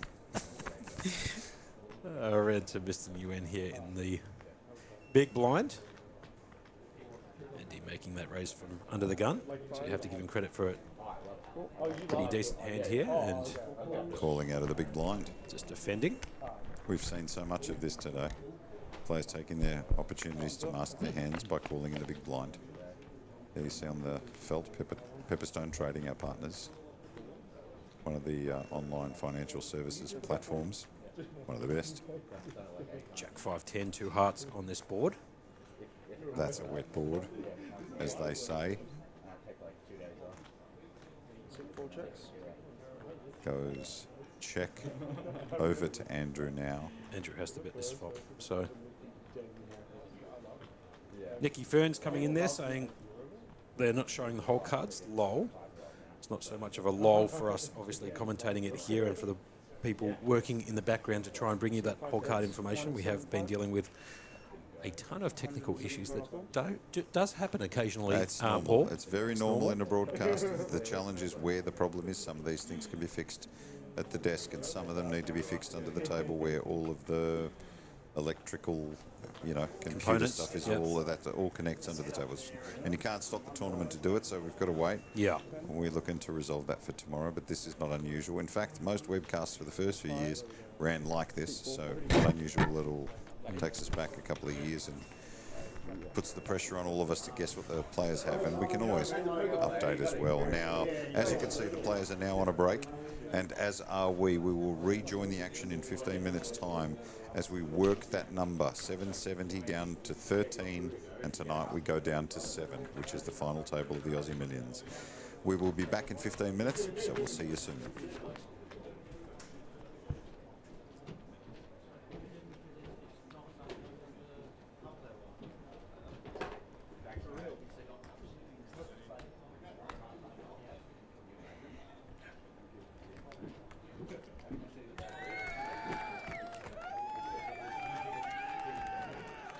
Staying here or moving? Are we staying or moving? Most likely moving. Okay.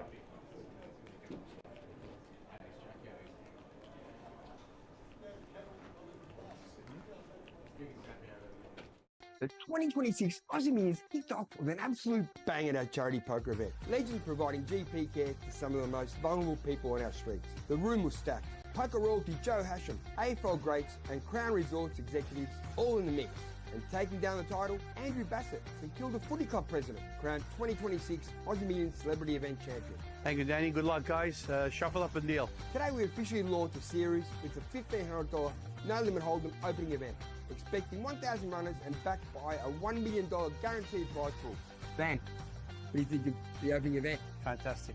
I think we have over 200 runners, and it's a new poker room, so looking forward to getting in there. I'm with Troy here, one of our tournament directors here at Crowns. Troy, how's day one going? Look, it's going really good so far. Still got 5 hours left of registration. Already got 224 players. Expecting quite a few more today and an even bigger tomorrow. Super. Satellites are firing all day. There are plenty of ways to book your seat in the side events and the main. And for everyone asking, yes, the hats are here. Swing by the Aussie Millions merch booth next to the registration for hats and heaps of other slick merch. Plenty of satellites, plenty of shots, plenty of poker. We'll see you tomorrow for opening event Flight 2 and Event 2 Horse. Let's go!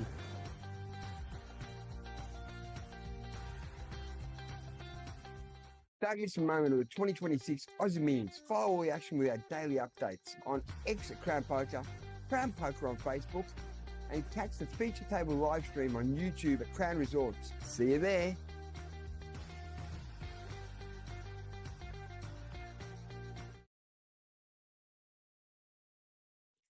Today on Anzac Day, remember those who served and those who gave their lives. We honour their courage, sacrifice and spirit, lest we forget. Aussie Millions 2026 officially underway, and what a start! Hello, welcome back to Aussie Millions 2026. Welcome back, Aussie Millions. Aussie Millions is back, baby. Opening event Day 1A pulled in a massive 406 entries, with 56 players bagging chips after a full day of fireworks. Leading the charge is Zin Lee, sitting pretty with a monster 810k stack, with James St Marcus hot on the heels on 671k, followed by John Chu 604k and Jason Wang on 563. All putting themselves in prime position heading into day 2. Frankie B here in the Players Lounge, sponsored by Pepperstone Trading with David Gore, 2011 main event winner.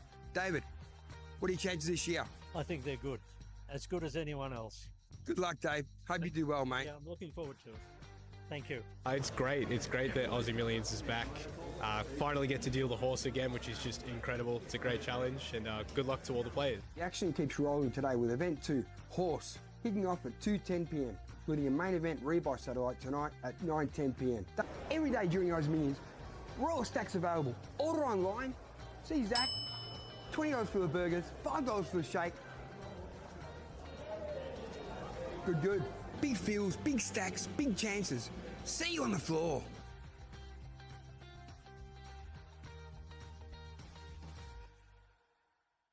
Don't miss a moment of the 2026 Aussie Millions. Follow all the action with our daily updates on X at Crown Poker, Crown Poker on Facebook, and catch the feature table live stream on YouTube at Crown Resorts. See you there.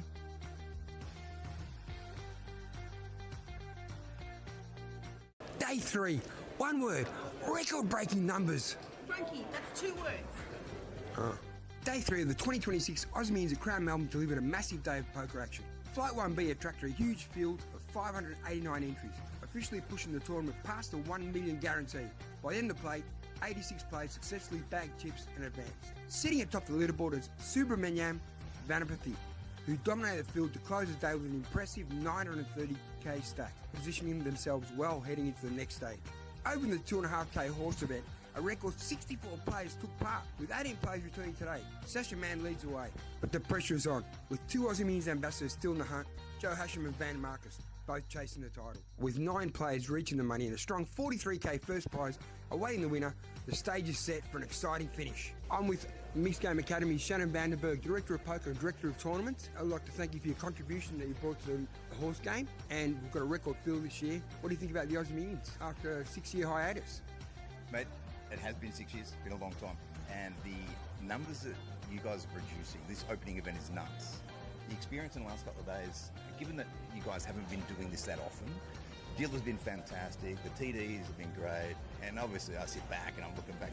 I do this stuff all the time. A couple of tweaks, I loved it. So yeah, had a great time. Deal was fantastic, TDs are great, everybody's friendly, and the community of the mixed game players is just great. Well, good luck in the 8 game next week. Thank you, mate. Fresh off an overseas flight, poker's ultimate grinder, multi-bracelet winner, and serial champion Michael Mizraki has arrived ready to make his mark once again. What do you think of Australia so far in Melbourne? Well, I just got here. You know, it's a long haul to get here. It took about 18 hours of flying, a little jet lag. So my first buy-in, I didn't play so well. I was a little too tired, but I was like, I'm gonna come back in and win it. I'm gonna play really strong later. But I love it here. It's amazing venue. They treat you, best people in the world. I love the Crown. I've lost millions. It's been a while since we had it, and I'm glad to be here and be the face of it. And you're gonna have the dinner now? Gonna have dinner now, freshen up a little bit. I was trying to take a nap, but it's not gonna look good for the nap. But hopefully the dinner doesn't put me back to sleep. But and after that, I'll come back, play the horse, and crush him. We love having you, mate. Thanks, Good luck, man. eh? Thanks All for the having me. best. Thanks, Frank. Thank you, guys. Feeling a little sore? Call over the guys from Best Hands Massage. At $2.50 a minute, you'll feel $1 million in no time. Goodness buzzing, cards are in the air. We'll see you on the tables tomorrow.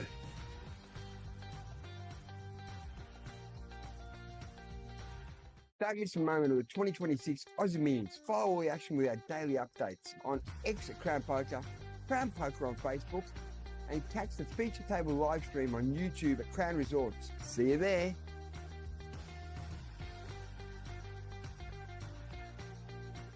Frankie B here, and what a day! Another record-smashing Aussie Millions 2026, and the energy in the room is absolutely electric. This series is not just delivering, it's erupting. We have officially crowned our first Aussie Millions 2026 champion, and it's a big one. Sasha Mann stands tall after going the distance at Event 2 Horse, logging up the title at $43,200 in prize money. Second place, the ever-dangerous Gary Benson. Third place, none other than our own 2026 Aussie Millions ambassador Van Marcus. Pure class, pure experience. I'm here with Sasha Mann, winner of Event 2 Horse. Congratulations on your win, Sasha. Thank you. Appreciate it. And just coming off the back of a big win over in Europe. So it was my 3rd time Irish Open. From the first time I managed to get a trophy there, and it was also in a horse tournament. So I had a mission. And Nice now one. I did it. Wearing the same hat? Were you wearing the same hat? Yeah, I'm wearing the same hat, actually. Yeah, if you look at the pictures of the Irish Open, that's now going to be my lucky hat forever. And you're chip leader coming into today. I had a bit, I was a bit, had a good run tilt, I call it. I gave away some chips early, and I had to, reset myself, and then, it went pretty well. I hit some good boards, and people didn't believe me, so here we are. Excellent. So we've had a German take out first event, event 2 in a horse. Congratulations again, Sasha. Thank you very much. Thank you. I'm here with Van Marcus, 2026 Aussie Ambassador. Just played event 2 horse and came third. How do you feel, Van? Feeling pretty good. Yeah, it was good. It's a good start to the series. Obviously, I wanted the trophy, but the prize money is nice. I played with a lot of great players, and it's a good start. Saving yourself for the big one, right? Exactly. The main event? Yes, done. Thank you. Good. What a way to kick things off. Legends on the podium and the first trophy awarded. And then event 1 went absolutely nuts. The final 2 fights came in red hot, taking the total number of entries to 2,144. The 1 million guarantee absolutely annihilated, with the final prize pool a monster 2.787 million. 355 players returned to battle. 268 players will cash, but only one will win it all. Minimum cash is 2,800. Up top, and absolutely eye-watering 438k. Leading the charge into day 2 of event 1 is Joe Sandev, sitting atop the leaderboard as chip leader with a towering 990k stack. The target is on his back, but he's got the ammo. Today we've also got the top crushers battling it out for the 5k 6 max. Swing by the merch booth and grab an Aussie Million stubby holder. 7 different styles and only $10. Buckle up, because this is only just getting started. Fabulous moment of the 2026 Aussie Millions. Follow all the action with our daily updates on X at Crown Poker, Crown Poker on Facebook, and catch the feature table live stream on YouTube at Crown Resorts. See you there.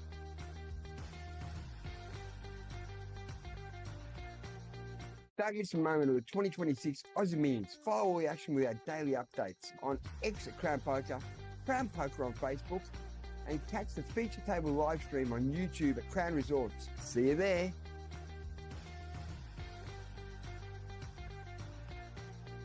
Just when you thought the 2026 Aussie Millions couldn't get any bigger, we're breaking records all over again. Momentum is absolutely electric. Event 1 has reached a point where legacies are made. We're down to the final 20 players, and it's Spencer Davies setting the pace with a dominant 11.2 million in chips, putting himself in prime position as we head towards the finish line. And from here on out, every decision, every pot, and every hand truly matters. All remaining players have now locked up 16,500, but let's be clear, that's not the goal. Sitting at the very top is a massive 438.5k for first prize, and the action doesn't stop there. Event 3, the 5k 6 max, is officially a beast, already boasting a $1 million prize pool, stacked with elite talent and fast-paced poker at its finest. Today also marks the start of Event 4, the always wild Mystery Bounty, where every knockout could be huge and no stack is ever safe. Plus, Event 5, the Hyper Turbo No Limit Hold'em is kicking off. Pure speed, pure intensity, no room to breathe. What are women bringing to the poker table these days? I think women want to be seen as just poker players, not women poker players sort of thing. So I think, it takes a lot of guts as a girl to step up into a room or even just a table full of men. It's quite intimidating. So if you see ladies out there, trying, just try to be nice. Yeah, most treat them the same. Yeah, most gentlemen are beautiful out there. I've never had any issues. I love all the poker boys. I've got so many great friends. But girls are generally a little bit scared. Yeah, Good on you, Tatiana. So, enjoy the event. Thank Love you. it. Nice to meet you. You too. I'm here with my friend Kate. After a 6-year hiatus, Aussie Millions is back. What do you think, Kate? I'm loving it. I think it should be here more often, and we need to get more women involved in poker. I love the game. I love how exciting it is. I love how Crown's brought it back, and we're going to have a great, great tournament. We want you all here. Excellent. And Jennifer Tilly came years ago. I love her. She was one of the reasons why I got into poker. I love the way she plays. She's so stylish, and I love glam in poker. So, it brings a little bit of fun and excitement to the game. And yeah, I just think she's amazing. Yeah. We're so glad to have you here. Thank you. Yeah. Feeling thirsty? Grab a Peroni for $9.40 at the Lumiere Bar, right next to the poker room. Can't go wrong. Records are falling, pressure is rising. This is the Aussie Millions, and day 4 is absolutely delivering. Don't miss a moment of the 2026 Aussie Millions. Follow all the action with our daily updates on X at Crown Poker, Crown Poker on Facebook, and catch the feature table live stream on YouTube at Crown Resorts. See you there.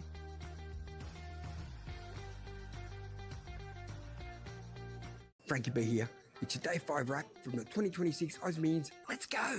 And we've got champions, chip leaders, and a whole lot still to play for. Event 1, the $1,500 no limit hold'em, done and dusted. It's Josh Deuce standing tall, taking down the title and a massive 438k payday. Huge result, huge moment. I'm here with Josh Deuce, winner of Event 1, $1 million guaranteed, $1,500 no limit hold'em. Josh, how do you feel? Man, incredible. It was, big 3 days, like one of the biggest fields I've ever played live. And it's just awesome, like first tournament in the Aussie Millions this year, and it's awesome that it's back. It's just incredible run. Got really lucky, it was amazing. 6-year hiatus, and you're our first event winner. Yeah. Great. Yeah, it's insane. So I'm definitely excited for the rest of the series, but it's awesome to get a win in the first tournament. Is this your first? Is this your biggest win? Yeah, by far. Previous live biggest cash was like 40,000 Australian. So, biggest win by far. Oh, that's fantastic. And you're from the Gold Coast, yeah? Gold Coast, yeah. But love coming to Melbourne. Like we come all the time for Formula One, the tennis and stuff like that. So it's awesome that the Aussie Millions is back, and look forward to it. Now you played in 2018 in this same event. Yeah.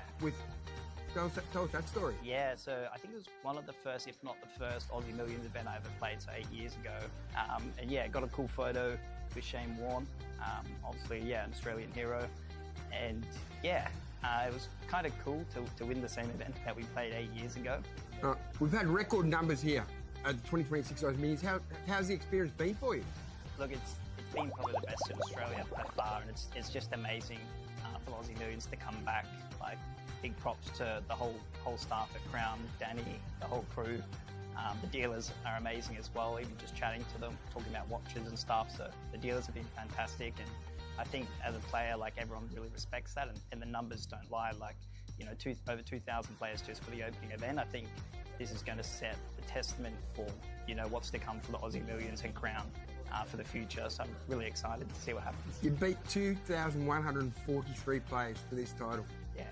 That's just awesome. Thanks, man. Appreciate it. Good on you. Event 5, the Hyper Turbo. Blink, and we missed it. And it's Josh Graham who comes out on top, popping 46k after navigating the chaos. Now we shift gears to the main stage. Event 3, the 5k 6 max, is down to the final 16 players. Everyone's locked up 14k, but all eyes are on the 341k top 5. And leading the way, none other than Aussie Millions 2026 ambassador Michael Mizraki, bagging over 12 million in chips and looking like a serious force as we close in on the final table. Over in Event 4, mystery bounty Day 1A is in the books. Maximilian Seraphin leads with 721k, and Van Marcus is right in the mix with 441k. Big stacks, big names, big pressure. Hello everybody, I'm here Shilani with Pepperstone. We are a partnership with Aussie Millions. I have here Frank. Yes, and when you want to recharge your batteries, we've got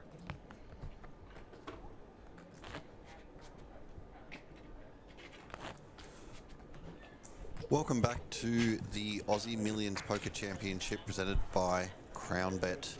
My name is Ben Blaschke. This is the Aussie Millions main event. We have 13 players remaining.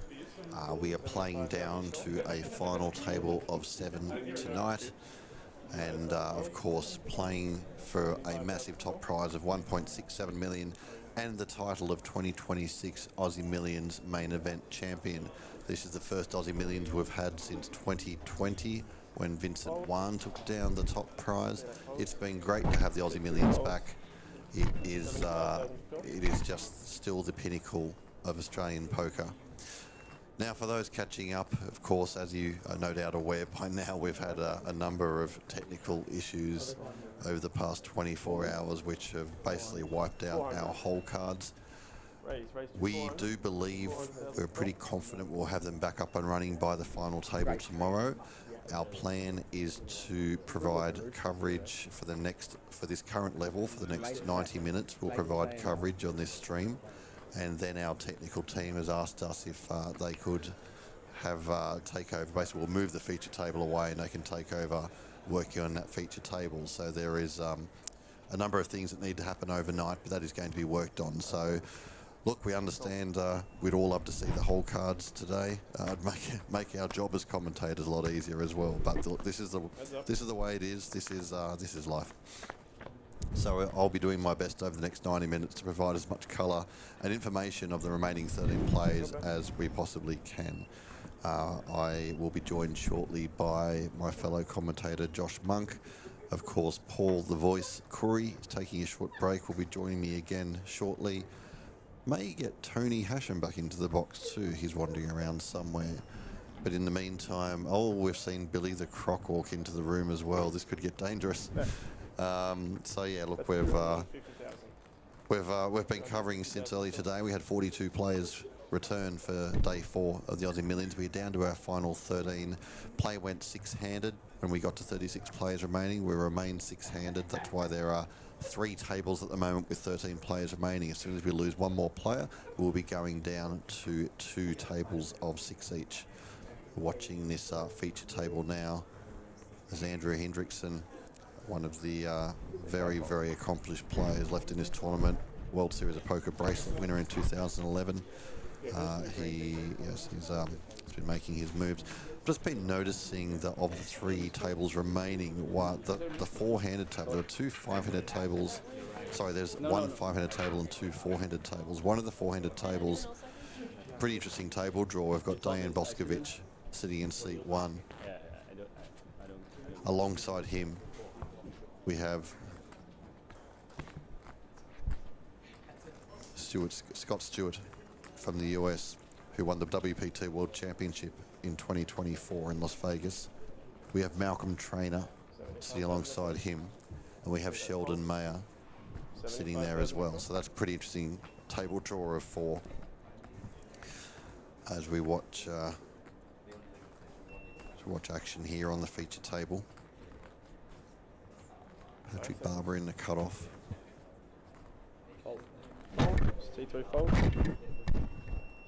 Patrick has ridden a bit of a roller coaster over the past couple of hours. He was pretty big stacked maybe 2 hours ago. He became quite short stacked after a couple of tough hands. He's fought his way back. Still a short stack at this table, but just a little under about 18 big blinds for Patrick at the moment. Of course, blinds are at 50k, 75k with a 75 big blind ante. As my colleague Josh Monk comes back to join me. Heads up. For our final level of coverage of the day, before our tech guys get to work. Check with that. Got to give a lot of credit to Matty Marshall and, of course, Craig Abernethy from Australian Poker Schedule, who has come down and spent all of last night alongside Matt. Yeah, trying to solve the problems, yeah? Trying to solve the problems. So blinds have gone up here, 50k, 75k with a 75k big blind ante. Flop came down the ace deuce 5. Awesome if you play Badoogie or Rainbow. It looks like a bet from a small blind here from Andrew and a call from Ricky. Here comes the turn, brings in the 7 of diamonds. So backdoor diamonds now in. Actually got caught up having a conversation with Paul out on the balcony. He got caught up by another player and I said, I think we might be back on. And I looked at you and you had the headset on there, Ben, so I thought better run in here and help you out. Mind you, you could probably do this on your ear. So anyway, back to the action. Andrew here checks from the small blind, round to Ricky. A couple of questions coming in saying, is this the final table? No, there's still 13 players remaining, as you can see, top right-hand corner of your screen out of 770 entries. We will be playing down to a final table tonight of 7 players and then coming back tomorrow, most likely around 2:30, give or take. Something like that? Yeah, 2:30 is the actual start. Of course, we operate on a slight delay, so we'll be starting a little bit after that. But we will be providing full coverage, and we have a pretty high-profile array of guests lined up for tomorrow. So we have got Michael Mizraki confirmed to be joining the stream of the final table tomorrow. We are pretty confident that Joe Hasham will be joining us. Beautiful. Of course, our expert team, Nelson Dong, has been a part of the coverage. Jackson Young, who ran very deep. He busted earlier today. A little bit unlucky, Jackson, but he'll be hopefully joining us tomorrow for some expert coverage and maybe a few other little special guests along the way. There you go. And of course, your good self, Josh, I'm sure you'll be lingering. I'll be lingering somewhere around there. Andrew's got about 125k, and Ricky doesn't believe him for 1 second at the river here. Chucks in the raise in this small blind versus big blind battle on the Jack of Clubs river. And Andrew's got a fold, so Ricky picking up a few more chips there too, up to 81 bigs. Just over 6 million now, 6.1 mil. Sure, that'll work. Yeah, just confirming for those questions, it's 3 tables because it is 6-handed from 36 players onwards, so we don't go above 6-handed except for the final table of 7 because we cannot play 4 and 3 to get down to 6. So we have 7 instead. So yes, it's as soon as we lose a player, we'll be down to 12, then we'll break to 2 tables of 6. Yep. Paul just absolutely directing Tony Hashem, who's on the phone at the moment, to jump into the comm booth. So once Tony gets off the phone, which he has basically glued to his head 90% of the day, he'll be coming in to join us and give his opinion on the play. I don't think I've ever seen Tony Hashem without a phone. Couldn't agree with you more. Patrick's going to fold under the gun here around to Hu Nguyen. He's in the cutoff, 3.4 mil. Not yet. So the reason I brought Tony Hashem back into the booth because I see Billy the Croc in the distance and I'm worried he'll jump on the mic. Fair enough. It's going to pop it up and make it 150k to go in the cutoff. Round to Ricky Vickers here. He's the gentleman there with the glasses on and the full head of hair. Absolute poster child. It's going to call from the small blind, and Dean needs to flick in 75 to call from the big, which he does. So 3-way action here. As absolutely on cue, Billy the Croc wants to come in and do some commentary. Tony's going to go out and Billy the Croc's going to come back in. Fair enough. Well, Paul's wish didn't come to fruition. We're going to welcome Billy the Croc into the stream. And here comes the flop. It comes deuce 4-6. Billy, 2 good diamonds. to see you. Good to see you back. Always. Billy, how are you? I'm good, guys. I'm very good. Obviously, the action's getting pretty good here. We're getting down there. What, we've got 13 runners left? Yeah. Okay. 770 entries here, Billy. Huge prize pool, 7.7 million. And there's my danger man, Mr. Dean Blate. Yeah. Him and I were actually head-to-head for the most cashes at the Aussie Millions. Yeah. Tied at 19 6 years ago, before when the Aussie Millions is back. I've cashed 3 times, but I think he's cashed 3 or 4 as well. So he's either just one in front of me or we're level again. So he's a very, very capable player, Mr. Blake. Okay, so what's happening here? Ricky's got a bet out from the small blind, 125k. He did call the pre-flop raise from Mr. Nguyen. He's going to lead straight into him, so obviously this flop in terms of ranges hits more of the small blind, big blind combinations than it does from the cutoff. It's the reason for why he's going to lead out here, 125k, Billy. Josh, do we know where Ricky's from? Ricky, I don't Do you know, but Okay. I can tell you one thing about Ricky, though. Yeah. His total live earnings Yep. is $70,000. Are you serious? And if he busts right now, Yep. he picks up 77,000. Okay. So he picks up more than he's made his entire poker career if he was to bust right now. But obviously he's playing for all the cheese up the top. But he's got 6 million in chips. I know. Well, I don't think he's busting now. Comments from the super coach over here, Billy Argaros, the Croc. So if we lose one more player, we go to 2 tables, which will help the short stacks a little bit. Because at Yep. the moment it's 4, 4 and 5, which means the old cost per round, as I always say, is a lot more expensive for the short stacks, and the big stacks can, like a hammer in the anvil, bang on their heads. Okay, let's get back into the action. Good call. The blinds are 50k, 75k, 75k, as Billy has joined us in the comm booth here alongside Ben Blasky, who Nguyen here has picked up the King Jack offsuit under the gun. He's going to come in for a raise here, probably just clicking the structure. Well, that's fine. That's basically in the hijack, isn't it, when you're 5-handed? Correct. So he did click it to 150. Folded round to Patrick. Finds the ace-5 offsuit in the big blind, so easily defendable hand here. Would you raise here, Bill, or would you just flick in the call? I think I'll just flick in the call here. Yep. He's got 1.2 million, and Yep. C3 calls. And on cue, And just flicks on the call. hope a flop an ace and check call and then go from there. Ricky is a Melbourne boy, according to Mount Pleasant 636 in the chat. The flop comes ace 4-9. Beautiful. Have a look at Billy the Croc, absolutely calling the cards beautifully. Now, he should check, and Ewan should continue and fire something small and try to pick it up, and then if he gets called, shut down. You know what, I might sit out of this hand. I'll let Billy just call it on his own. He's been on cue since he jumped into the combo here, so there you go. Yep. Check bet from Mr. Nguyen. Back And to Patrick. Call. Then check, This check. is brilliant. I can't. There's no point raising here. You've got ace 5. You've got ace with a 5 kicker.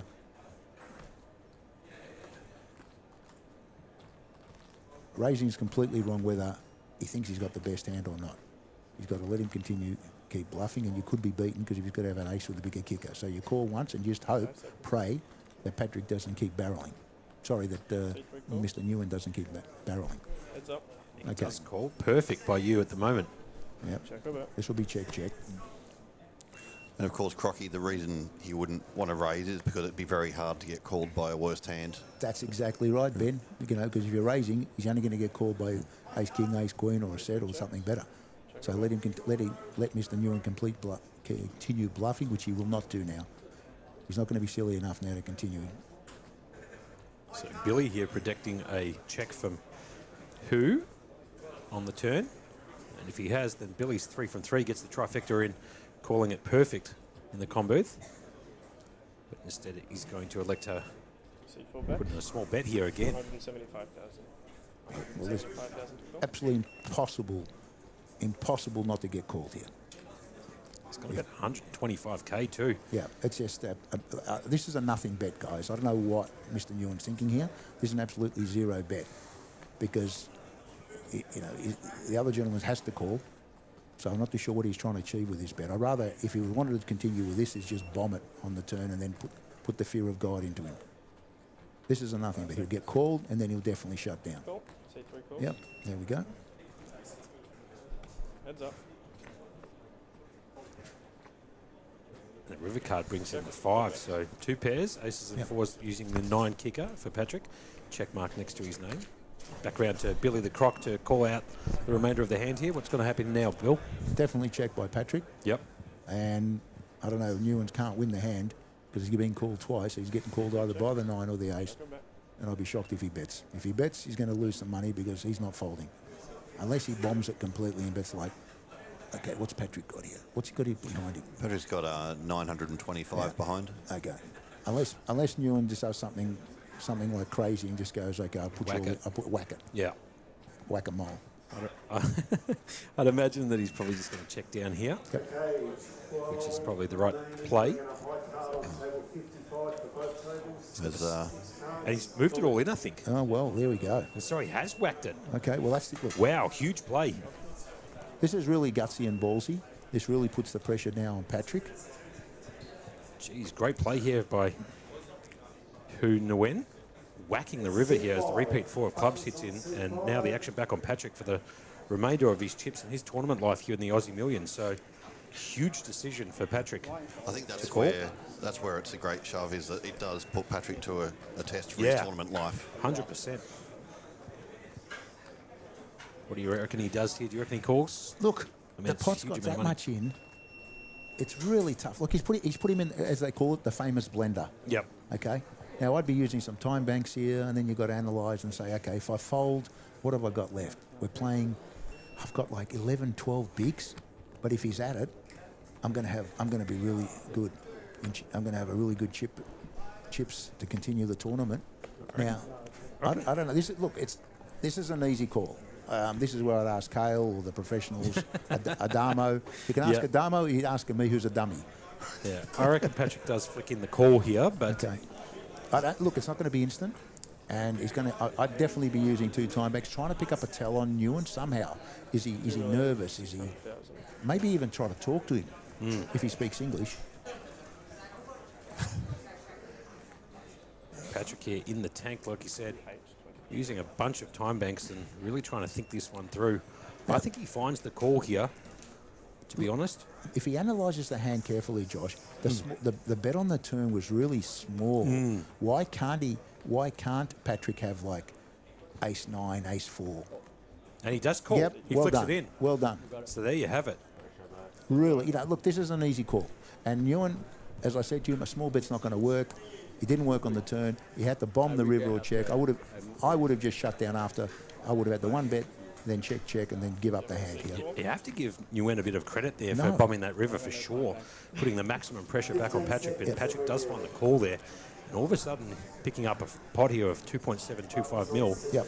And that's going to be very healthy for Patrick, who has been pretty short the entire time here on this feature table, or since I've been commentating, I should say. Well, Josh, he's now just turned into average chips. He was gone from 11 bigs, and now all of a sudden he's a danger. Yep. And Hugh has absolutely gone from the penthouse to the doghouse.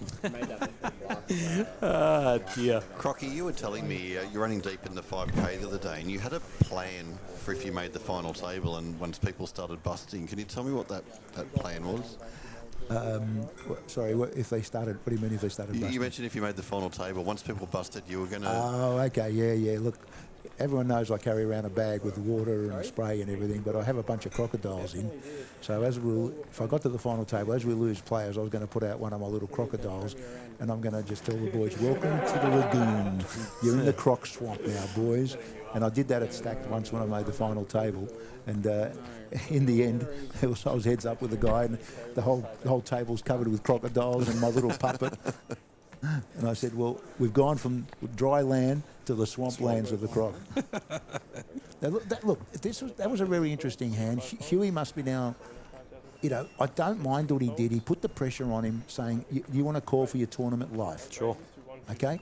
But I would have, as I said, I would have definitely c-bet the flop like he did and then just shut down because he got a lot of chips. And we're talking, you've got to understand we're down to 13 players. Yeah. The prize pool is 77,000, Josh. Yeah. If you get to the next and get to 11th, that's a $30,000 pay jump. Yeah, that's huge. a lot of money.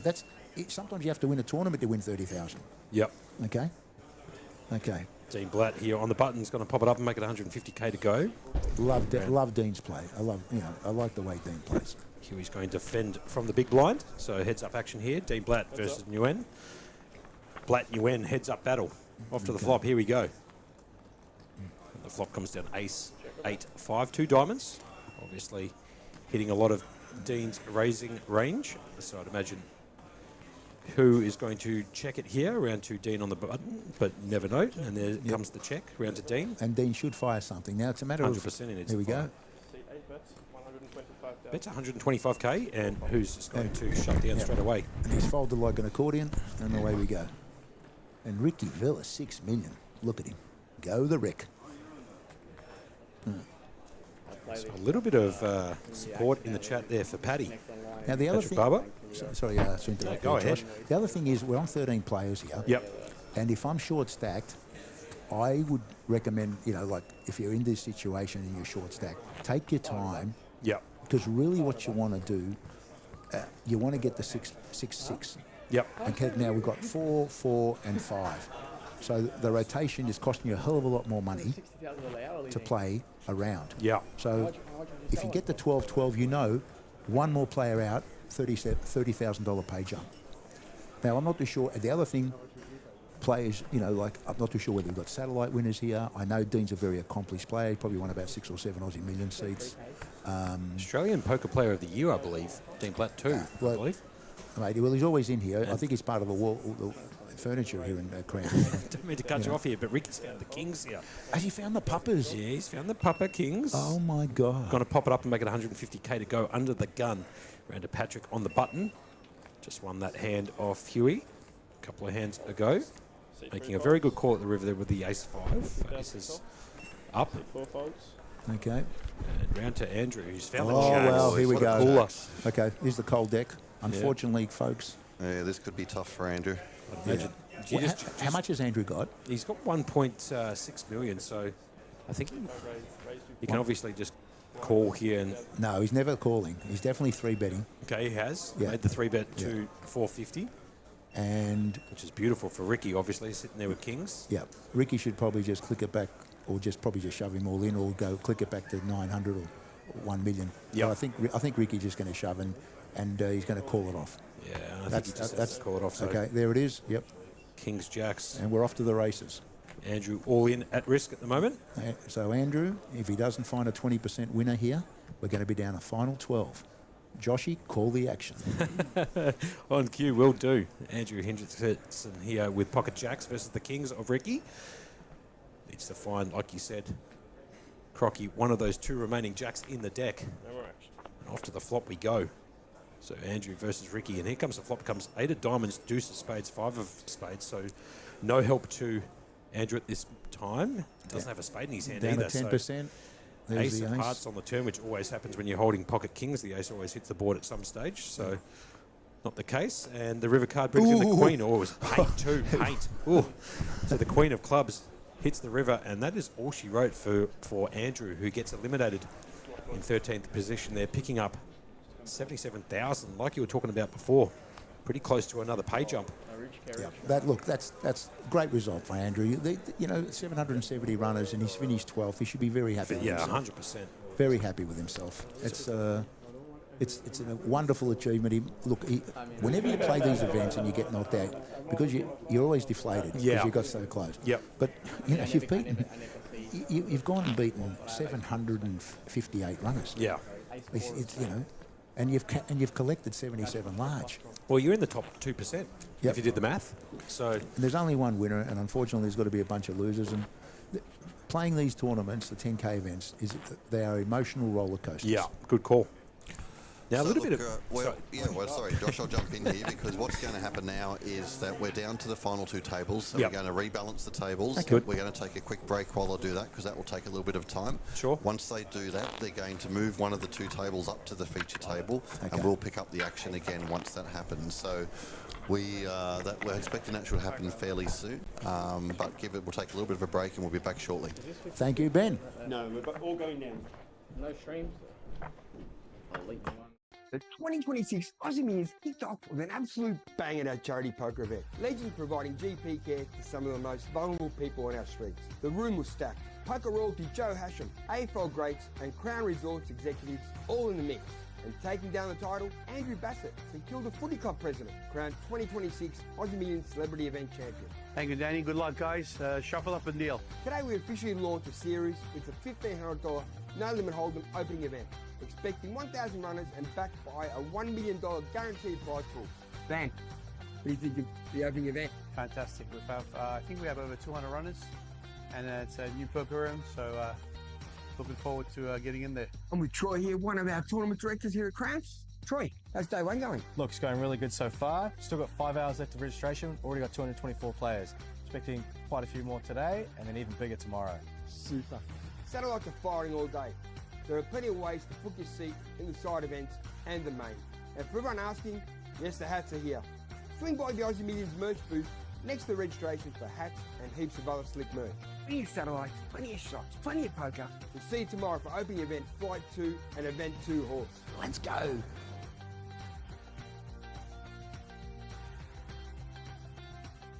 Don't miss a moment of the 2026 Aussie Millions. Follow all the action with our daily updates on X at Crown Poker, Crown Poker on Facebook, and catch the feature table live stream on YouTube at Crown Resorts. See you there.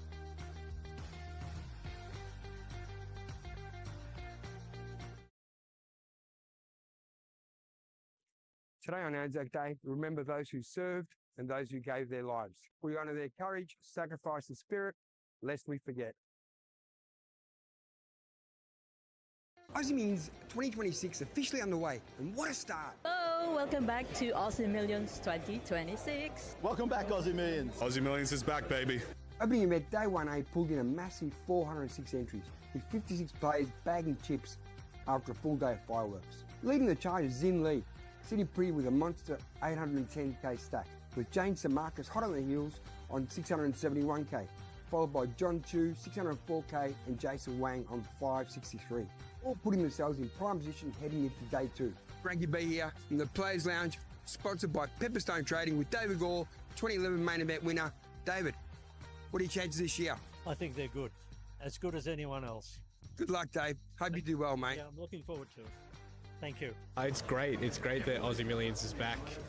Finally get to deal the horse again, which is just incredible. It's a great challenge, and good luck to all the players. The action keeps rolling today with event 2, Horse, kicking off at 2:10 p.m, including a main event rebuy satellite tonight at 9:10 p.m.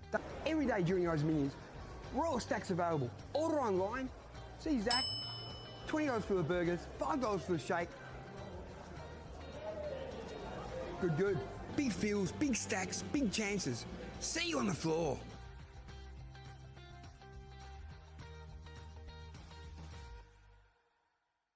Don't miss a moment of the 2026 Aussie Millions. Follow all the action with our daily updates on X at Crown Poker, Crown Poker on Facebook, and catch the feature table live stream on YouTube at Crown Resorts. See you there.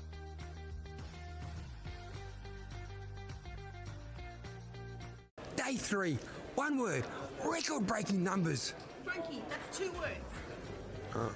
Day 3 of the 2026 Aussie Millions at Crown Melbourne delivered a massive day of poker action. Flight 1B attracted a huge field of 589 entries, officially pushing the tournament past the 1 million guarantee. By the end of the play, 86 players successfully bagged chips and advanced. Sitting atop the leaderboard is Subramanyam Vanapathy, who dominated the field to close the day with an impressive 930k stack, positioning themselves well heading into the next stage. Over the 2.5k horse event, a record 64 players took part, with 18 players returning today. Sasha Mann leads the way, but the pressure is on, with 2 Aussie Millions ambassadors still in the hunt, Joe Hasham and Van Marcus, both chasing the title. With 9 players reaching the money and a strong 43k first prize awaiting the winner, the stage is set for an exciting finish. I'm with Mixed Game Academy's Shannon Vandenberg, Director of Poker and Director of Tournaments. I'd like to thank you for your contribution that you brought to the horse game, and we've got a record field this year. What do you think about the Aussie Millions after a 6-year hiatus? Mate, it has been 6 years, been a long time. And the numbers that you guys are producing, this opening event is nuts. The experience in the last couple of days, given that you guys haven't been doing this that often, deal has been fantastic, the TDs have been great, and obviously I sit back and I'm looking back. I do this stuff all the time. A couple of tweaks, I loved it. So yeah, had a great time. Deals are fantastic, TDs are great, everybody's friendly, and the community of the mixed game players is just great. Well, good luck in the 8 game next week. Thank you, man. Fresh off an overseas flight, Poker's ultimate grinder, multi-bracelet winner, and serial champion Michael Mizraki has arrived ready to make his mark once again. What do you think of Australia so far in Melbourne? Well, I just got here. You know, it's a long haul to get here. It took about 18 hours of flying, a little jet lag. So my first buy-in, I didn't play so well. I was a little too tired, but I was like, I'm gonna come back in and win it. I'm gonna play really strong later. But I love it here. It's amazing venue. They treat you. I mean, best people in the world. I love the Crown. I'm Aussie Millions. It's been a while since we had it, and I'm glad to be here and be the face of it. And you're gonna have for dinner now? Gonna have dinner now, freshen up a little bit. I was trying to take a nap, but it's not gonna look good for the nap. But hopefully the dinner doesn't put me back to sleep. But and after that, I'll come back, play the horse, and crush him. We love having you, mate. Thanks, Good luck, man. eh? Thanks All for the having me. best. Thanks, Frank. Thanks, guys. Feeling a little sore? Call over the guys from Best Hands Massage. At $2.50 a minute, you'll feel $1 million in no time. Women's buzzing, cards are in the air. We'll see you on the tables tomorrow.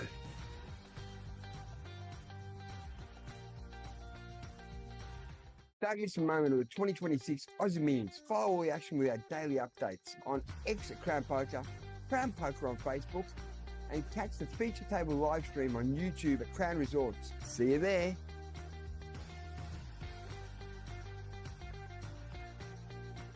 Frankie B here, and what a day! Another record-smashing Aussie Millions 2026, and the energy in the room is absolutely electric. This series is not just delivering, it's erupting. We have officially crowned our first Aussie Millions 2026 champion, and it's a big one. Sasha Mann stands tall after going the distance at Event 2 Horse, logging up the title at $43,200 in prize money. Second place, the ever dangerous Gary Benson. Third place, none other than our own 2026 Aussie Millions ambassador Van Marcus. Pure class, pure experience. I'm here with Sasha Mann, winner of Event 2 Horse. Congratulations on your win, Sasha. Thank you. Appreciate it. And just coming off the back of a big win over in Europe. So it was my 3rd time Irish Open. From the first time I managed to get a trophy there, and it was also in a horse tournament. So I had a mission. And Nice now one. I did it. Wearing Two in the a row. same hat? Were you wearing the same hat? Yeah, I'm wearing the same hat, actually. Yeah, if you look at the pictures of the Irish Open, that's now going to be my lucky hat forever. And your chip leader coming into today? I had a bit, I had a good run tilt, I call it. I gave away some chips early, and I had to, reset myself, and then, yeah, it went pretty well. I hit some good boards, and people didn't believe me, so here we are. Excellent. So we've had a German take out first event 2 in a horse. Congratulations again, Sasha. Thank you very much, Frank. I'm here with Van Marcus, 2026 Aussie Ambassador. Just played event 2 horse and came third. How do you feel, Van? Feeling pretty good. Yeah, it was good. It's a good start to the series.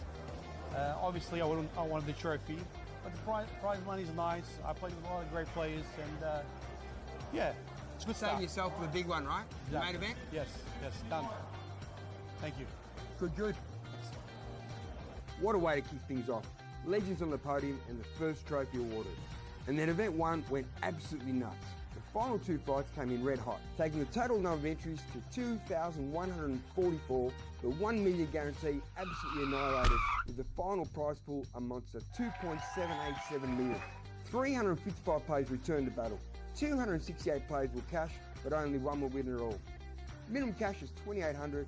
Up top, an absolutely eye-watering $438K. Leading the charge into day 2 of event 1 is Joe Sandev, sitting atop the leaderboard as chip leader with a towering $990K stack. The target is on his back, but he's got the ammo.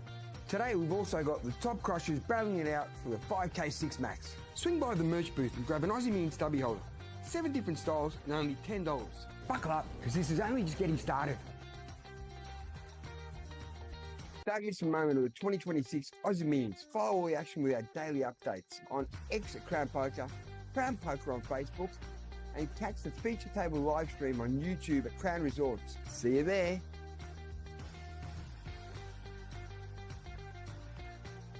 That is the moment of the 2026 Aussie Millions. Follow all the action with our daily updates on X at Crown Poker, Crown Poker on Facebook, and catch the feature table live stream on YouTube at Crown Resorts. See you there.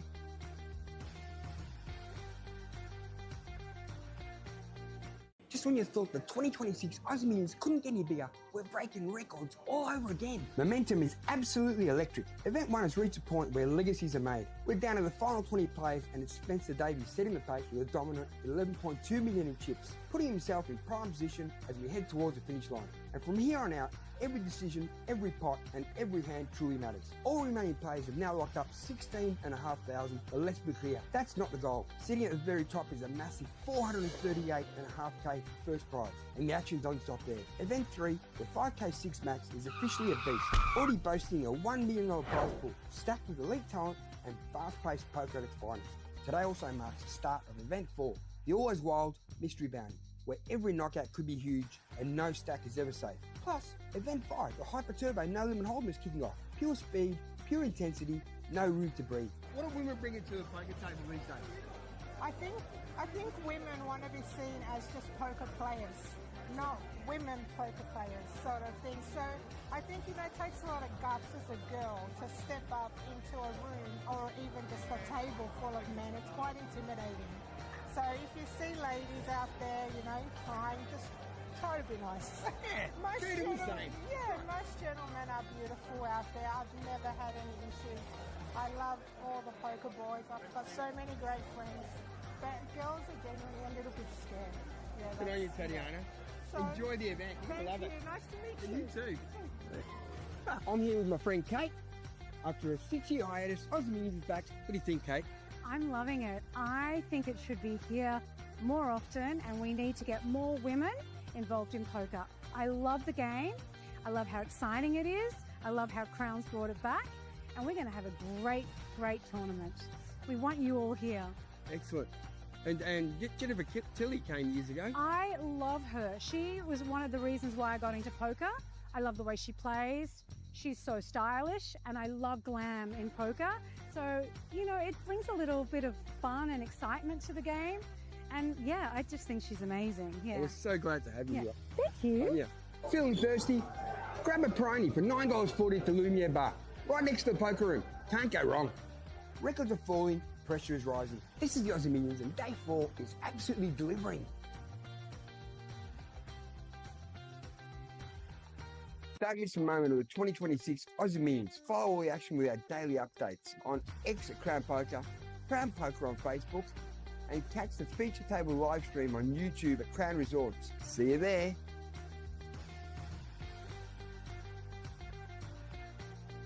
Frankie B here. It's your day 5 wrap from the 2026 Aussie Millions. Let's go!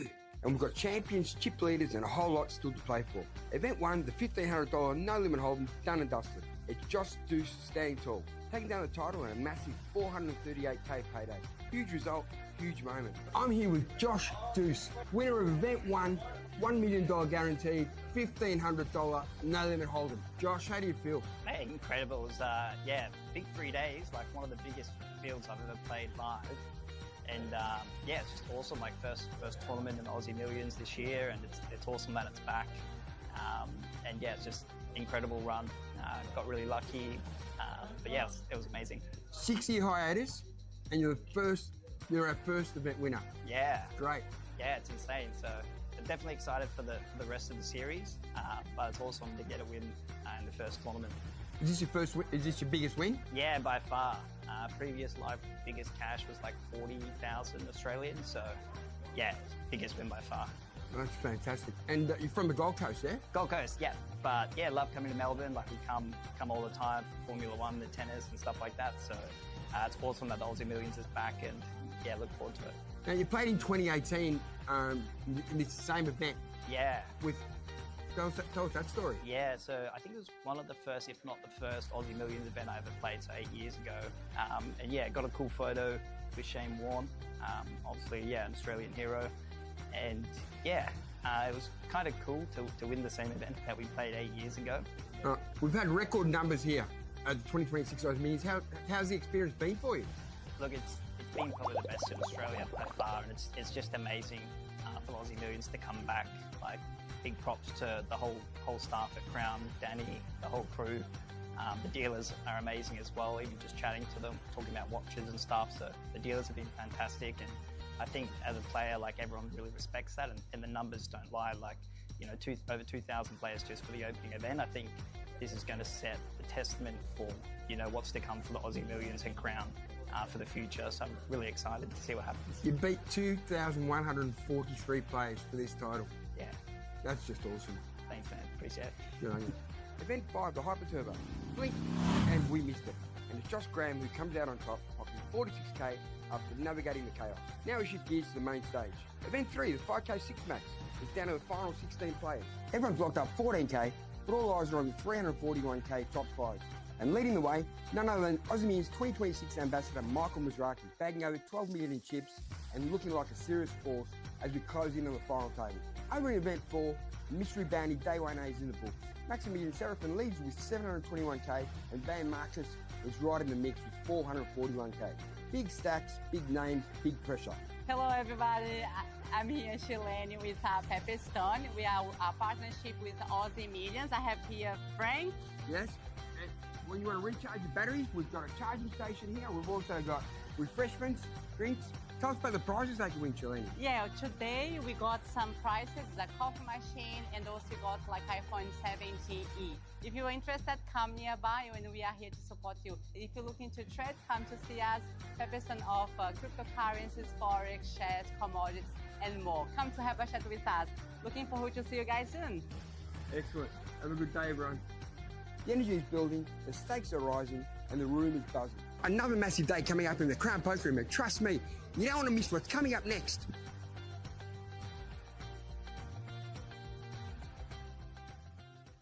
Don't miss a moment of the 2026 Aussie Millions. Follow all the action with our daily updates on X at Crown Poker, Crown Poker on Facebook, and catch the feature table live stream on YouTube at Crown Resorts. See you there.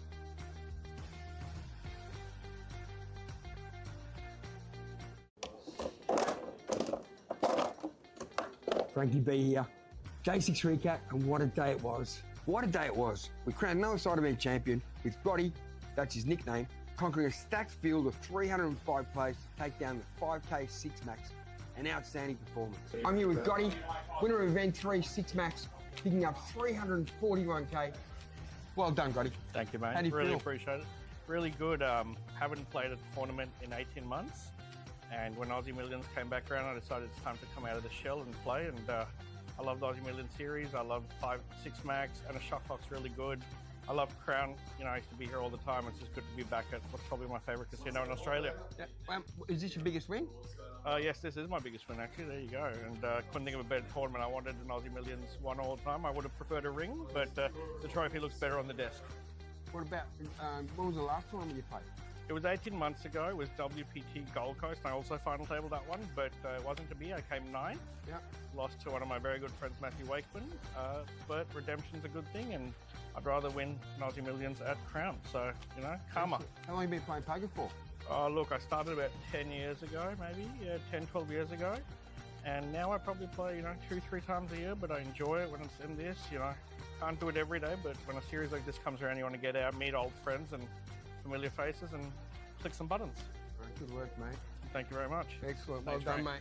$1,500 mystery bounty absolutely exploded, drawing a massive 912 entries with 124 players returning today. There's a huge 175k up top, but the real buzz is around the jaw-dropping 90k mystery bounty waiting to be pulled. One knockout could change everything once the money hits. Meanwhile, the $1,500 no-limit hold'em pot limit Omaha mix got underway, with 23 players guaranteed a payday, adding even more variety to an already packed schedule. If that wasn't enough, the action steps up another level with the arrival of the $2,500 no-limit hold'em. You're on a break, you're feeling thirsty, feeling peckish, head down to the pub on the Clarendon Street in the Crown. You'll love it. Wow, this much going on, there's barely time to catch your breath. Don't miss a moment of the 2026 Aussie Millions. Follow all the action with our daily updates on X at Crown Poker, Crown Poker on Facebook, and catch the feature table live stream on YouTube at Crown Resorts. See you there.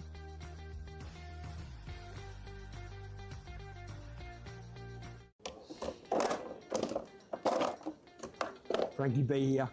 J6 recap, and what a day it was. What a day it was. We crowned another side event champion with Gotti, that's his nickname, conquering a stacked field of 305 players to take down the 5k 6 max. An outstanding performance. I'm here with Gotti, winner of event 3 6 max, picking up 341k. Well done, Gotti. Thank you, mate. How do you really feel? appreciate it. Really good. Haven't played a tournament in 18 months. And when Aussie Millions came back around, I decided it's time to come out of the shell and play. And I love the Aussie Millions series. I love 5, 6 max, and a shot clock's really good. I love Crown. You know, I used to be here all the time. It's just good to be back at what's probably my favourite casino in Australia. Yeah. Is this your biggest win? Yes, this is my biggest win, actually. There you go. And couldn't think of a better tournament. I wanted an Aussie Millions one all the time. I would have preferred a ring, but the trophy looks better on the desk. What about, when was the last tournament you played? It was 18 months ago. It was WPT Gold Coast. I also final tabled that one, but it wasn't to be. I came 9th. Yeah. Lost to one of my very good friends, Matthew Wakeman. But redemption's a good thing, and I'd rather win an Aussie Millions at Crown. So, you know, karma. How long have you been playing poker for? Look, I started about 10 years ago, maybe. Yeah, 10, 12 years ago. And now I probably play, you know, 2, 3 times a year, but I enjoy it when it's in this. You know, can't do it every day, but when a series like this comes around, you want to get out, meet old friends and familiar faces and click some buttons. Good work, mate. Thank you very much. Excellent. Thanks, well done, Frank. mate. $1,500 mystery bounty absolutely exploded, drawing a massive 912 entries with 124 players returning today. There's a huge 175k up top, but the real buzz is around the jaw-dropping 90k mystery bounty waiting to be pulled. One knockout could change everything once the money hits. Meanwhile, the $1,500 no-limit hold'em pot limit Omaha mix got underway, with 23 players guaranteed a payday, adding even more variety to an already packed schedule. If that wasn't enough, the action steps up another level with the arrival of the $2,500 no-limit hold'em. You're on a break, you're feeling thirsty, feeling peckish, head down to the pub on the Clarendon Street in the Crown. You'll love it. Wow, this much going on, there's barely time to catch your breath. Don't miss a moment of the 2026 Aussie Millions. Follow all the action with our daily updates on X at Crown Poker, Crown Poker on Facebook, and catch the feature table live stream on YouTube at Crown Resorts. See you there.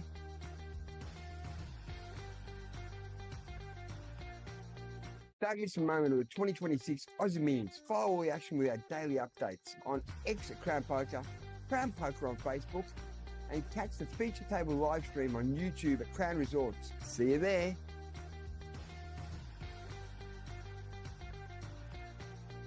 Frankie B here. And what an absolute cracker day 7 was. We crowned 2 more side event champions and saw some serious fireworks along the way. At Mystery Bounty Madness, 25-year-old uni student Denny Dye took a break from the books at main account, taking down the Mystery Bounty title in the early hours of Friday morning. He outlasted Chester Sword's heads up, with Van Marcus continuing his incredible series run, finishing 3rd for the 2nd time.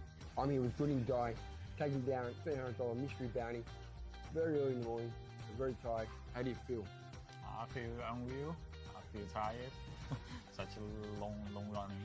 It was worth it though, 175k up top. Yeah, that's the biggest winning of my in your career. Yes.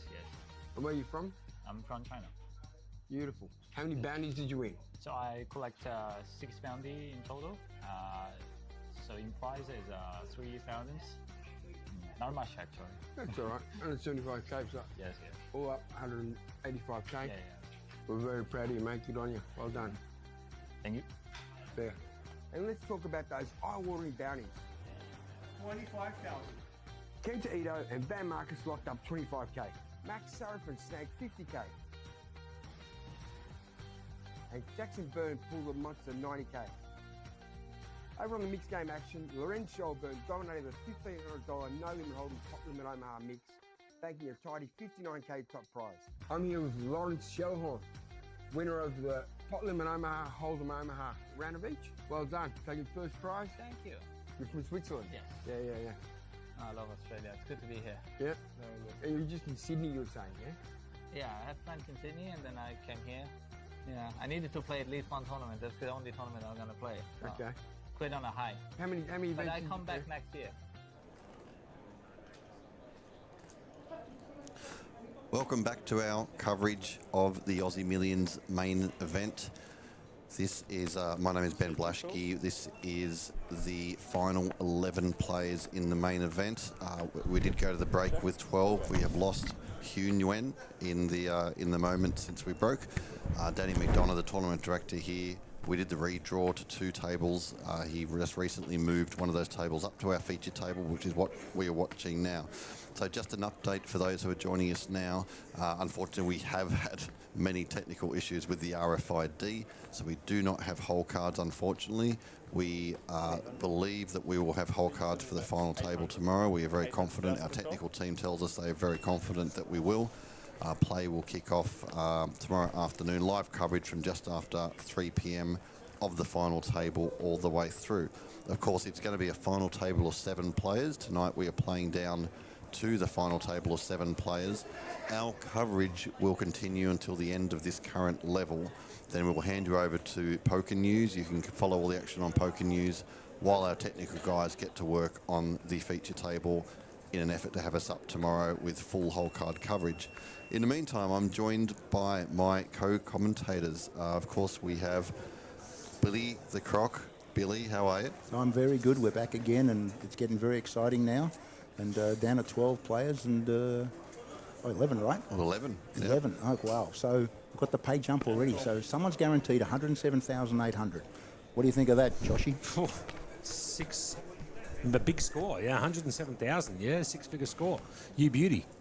Get your heart out. Josh Monk, you have a fan club in the chat as you have all week. Do I? Which is good to beautiful. see. There you go. Yeah, so that's great. Now, Crocky, you've been in this spot before.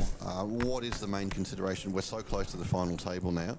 What are these players thinking? What are the short stacks thinking? What are the big stacks thinking?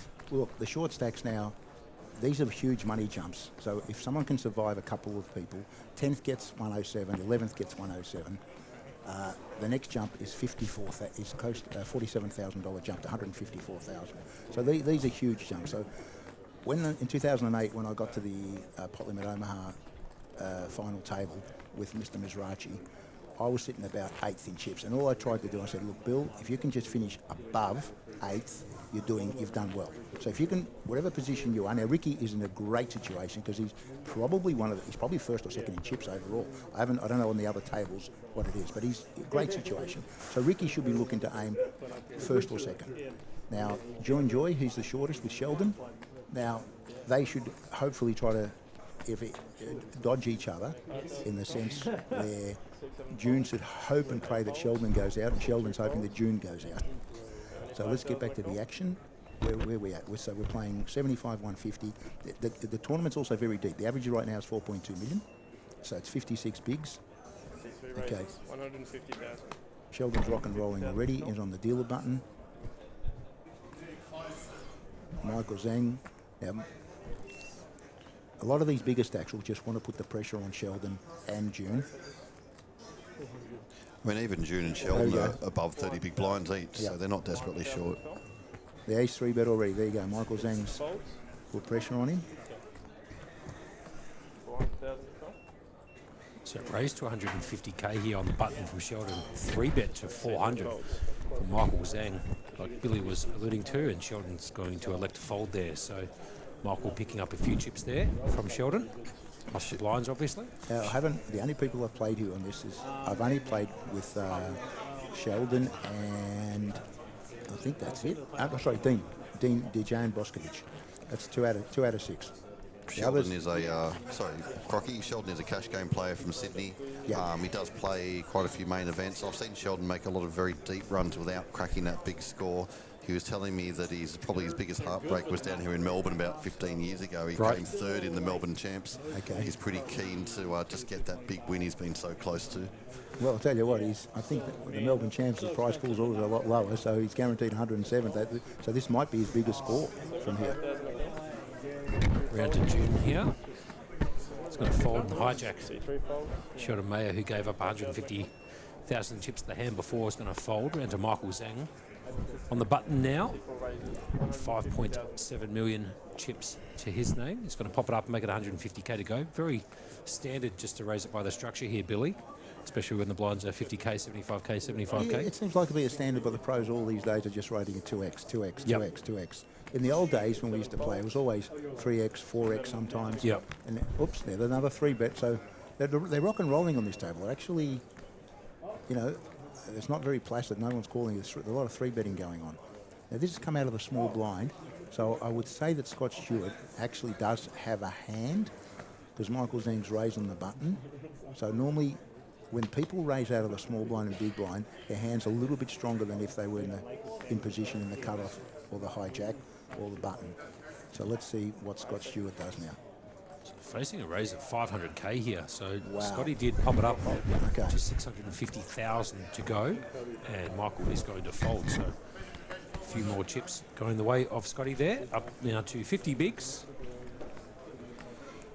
Now, Ben, I think last time you used to be in Macau a little bit, and there with Danny McDonough in the City of Dreams, and down there when they used to run the championships down there.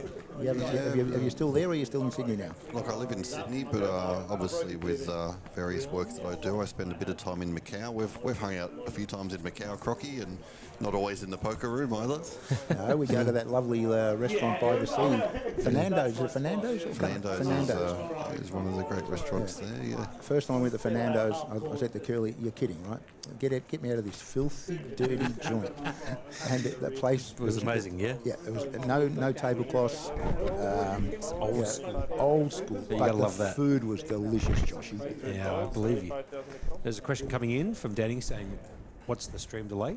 It is a 10-minute stream delay at the moment, as we are having some issues, obviously, with the RFID, which Ben was alluding to, but we're going to get them fixed for tomorrow's stream, as Scott's decided to chuck in a raise here on the button with the ace-deuce off. It's going to pop it up and make it 150k to go, folded round to Ricky. It's got the natural 9, the ace-8 offsuit. So he should just flat out of the big blind, and away we go. If an ace comes, Scott Stewart's going to lose a fair bit of cash. Now, if nothing comes, for Scott, the best way for him to win this is to come actually nothing. And then he can fire one bullet and Ricky might pass ace high. But let's have a look at the flop. Okay, let's see what happens here. Queen 7 jack on the flop. It's going to go check, check. Here comes the turn. 5 of spades. Okay. Now, Ricky's got the bare ace of diamonds, so he can represent that he's got the nut flush if a diamond hits on the river. Let's see what he does. It's gone check, check. Scott Stewart hasn't bet. Yep. Now, will Scott have a crack? I think Scott will probably just check back because ace high's got some equity. Showdown value. There we go. Showdown value. You picked it right, Joshy. Yeah, and here comes the river. Brings in the 4 of spades, so really nothing for either. I'd imagine this is going to go check, check. Yeah, I think it's going to check, check. And if Scott happens to have a bet, Ricky should probably call. And I think it's going to go check. Yep. Yeah. Ricky's going to take this one down with the ace, queen, jacks, 8-7. So the 8 kicker playing there. So Ricky going to extend a few more chips to his chip stack here. Billy, there's a good comment coming in here from Lily. Lily? Actually, yeah, saying I actually really appreciate the Crocs commentating. Sure. It's super helpful and makes understanding the game a lot easier. Well, thank you very much, Lily. I'm glad I can help. You're listening, obviously, to Ben Blasky from Poker Media Australia, alongside Billy the Crocker Algoros. The guy is the man, the myth, the legend, sitting in the combat alongside myself, Josh Monk, a.k.a. Monkey, calling out the remainder of this particular level before we throw it off, like Ben said, to Poker News to cover the remainder of tonight's event. And then we're going to come back full force tomorrow, hopefully with everything done with the RFID table. I know that Matty Marshall is doing a tremendous job, same with the rest of the production crew, to make sure that tomorrow's main event will be absolutely perfect. Ben, Josh, fingers crossed. Hopefully that will be great for the viewers to be able to watch the final table and be able to see the whole cards a little bit better than what we're trying to do at the moment. Obviously we're in a leaky boat and we're trying to patch up the holes, but we're trying to make it as entertaining as we can for everyone out there. Good call. I can tell you that Malcolm Trainer's on that outer feature table alongside Patrick Barber, who we just had on the feature table just before. And look, Malcolm Trainer, he's a beast. He, as I said, I think earlier in the commentator, I played at the same time, 2024, when he played in the 20,000 field, and he ended up coming first and winning over $1 million US. Yeah, right. And that was a mystery bounty event. Yeah. And I think Dean Blake's out there as well, right? Yep. And Mr. Kennard. So I do know 3 of the players on the other table, but let's get back to this one over here. But it's so exciting that the Aussie Millions is back. I live in Melbourne, and I just always have loved the Aussie Millions. I've played every single main event, 10K event, from the start. Haven't missed one. And the only other 2 people that I wish they were here. One is Jeff Lissandro, triple world champion, bracelet holder, and Jason Gray, who also played every single event, and he was the only one who had the kahunas to play 3 times in the 100K buy-in tournament. Jeez. I've never done that before. I've never done Just it. twice for you instead of 3 times? Zero. To put up 100 large there you go. is just too much money. Fired 2 into the 200K, Billy, of course, didn't he? Get back to the action here. It's going to be a bit slow, obviously. Yeah. We're down to 11 players, remaining out of a field of 770 entries, creating a prize pool of $7.7 million. You heard that correct. Okay. Top prize being 1.66 million. Round to Jun, who's picked up the King 4 of spades in the small blind. Well, he's just going to jam it, it looks like. Well, he's only got 425,000. He has to jam it. And He'll get snap called. It doesn't. He really should get snap called by nearly any hand on the other side. Let's see what the hands are. Because he's only got, what have we got, 5, it's 50, 75, 5 bigs. So a lot of hands have to call here. Yeah. And he's up against 8 deuce. There you go. Wow. That is a bit skinny to call, but anyway, we're off to the races. The King 4 is obviously a clear favourite. Probably, there it is, the graphics are saying 66%. Yep. So $1.50 favourite. Yep. $1.50 favourite in horse racing terms from the big man Billy here. Yeah. Off to the flop we go. The flop comes down 7 of diamonds, deuce of hearts, 4 of hearts. Okay, okay. Now he's a good favourite, the King 4, because he has to hit a deuce or an 8. Needs to hit an 8 or a deuce, like you said. The 9 of clubs on the turn here, Billy. 9 ball side pocket. And bang. Jack. Okay, so the King 4 survives. He'll probably go to just over $1 million in chips. Let's have a look at his chip count now go up. And talking about horse racing, I got a tip from Warwick the other day. Yeah, right. Yeah, he gave me. Warwick So I had a bet on this horse at 20 to 1. Yep. The unfortunate thing, it finished 3:15. Well played. Very good. Actually, I've got a bit of an update for those people who are wondering about what's going on in the 5K PLO. And actually, it's a perfect lead in from you. That is that is magnificent, Josh, because I can't believe the number. Yeah. The number. Just out of control. But I can tell you this table out here, how's this for a bit of a seat table draw for you? You've got Vincent Wine out there alongside Seb. Wonky. Yep. Seb's out there as well. Cale Burns is on that table. Oh, my God. Nick Oberman's out there. And Warwick is also on that on table. The same table. On the same table. I swear to God, you can't make it up. Oh, my goodness. I'd love to see the fireworks because Nick, Cale, Warwick, It's just I'll tell you a funny. absolute mayhem. I'll tell everyone a funny story about Warwick. Warwick Sure. is the biggest slow roll you've ever seen in your life, and he plays in our table 46 game, and he Right. just loves to slow roll. But anyway, last Aussie Millions, he's just casually jumped in and pulled out 25k and jumped in the 25k tournament. Sure. Why First not? level, he called a 3-bet with 7 deuce and busted aces. Anyway, as he's taken the pot, he looks up and he goes, all right, $500 from every player. I thought it was the cash game, sorry. Because in our game, if you win a hand with 7 deuce, every player has to give you $500. There you go. As Scott Stewart here, under the gun's going to make it 150k to go.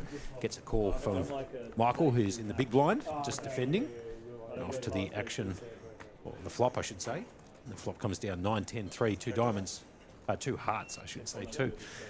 Just getting a bit tongue-twisted. You're telling so many stories here, Billy, that I'm really enjoying it. Well, we'll keep going. I've got another Warwick story, but which hopefully the people will love. Michael's got a check from the big blind action back round to Scott here.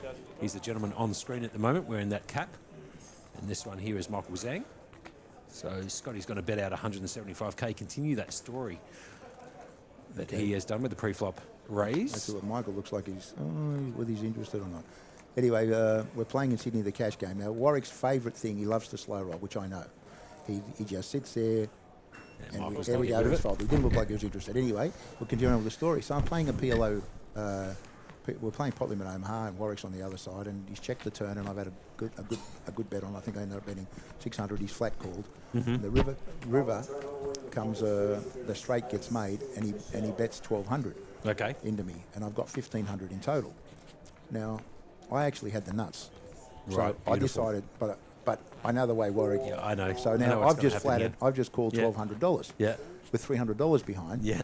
Yeah. And Warwick goes, nice call, nice. Okay, throw your hand away. No pair. All right, mark your cards. Yeah. No pair. Okay, you know. I know what's going to happen. Anyway, Yeah. the dealer. I said, dealer, grab his cards. Anyway, as the dealer goes to grab his cards, Warwick holds onto his cards and turns them over, and he shows the nuts. The Right. best, in other words, the nuts is the best possible hand. He's got the best straight on the board. Okay, at this stage, I'm just staring at him. I said, "You said no pair." He said, "No, I've got no pair." I said, "Warwick, come on, man. You know, I'm sounding frustrated and disappointed." Guy in seat 1 doesn't know me for a bar of soap. His name was from the Middle East, Isaiah. He goes, "You have to be the worst player I've ever seen in my life. You are terrible. You should not play this game. You what do you think he's calling with? You silly man." And I'm going, "You right there, buddy?" Too Anyway. funny. Round to Ricky, Anyway. just very quickly. Round to Ricky, just so I can call the action. The hijack popped it up, made it 150k to go. Gets called from the small blind of Michael.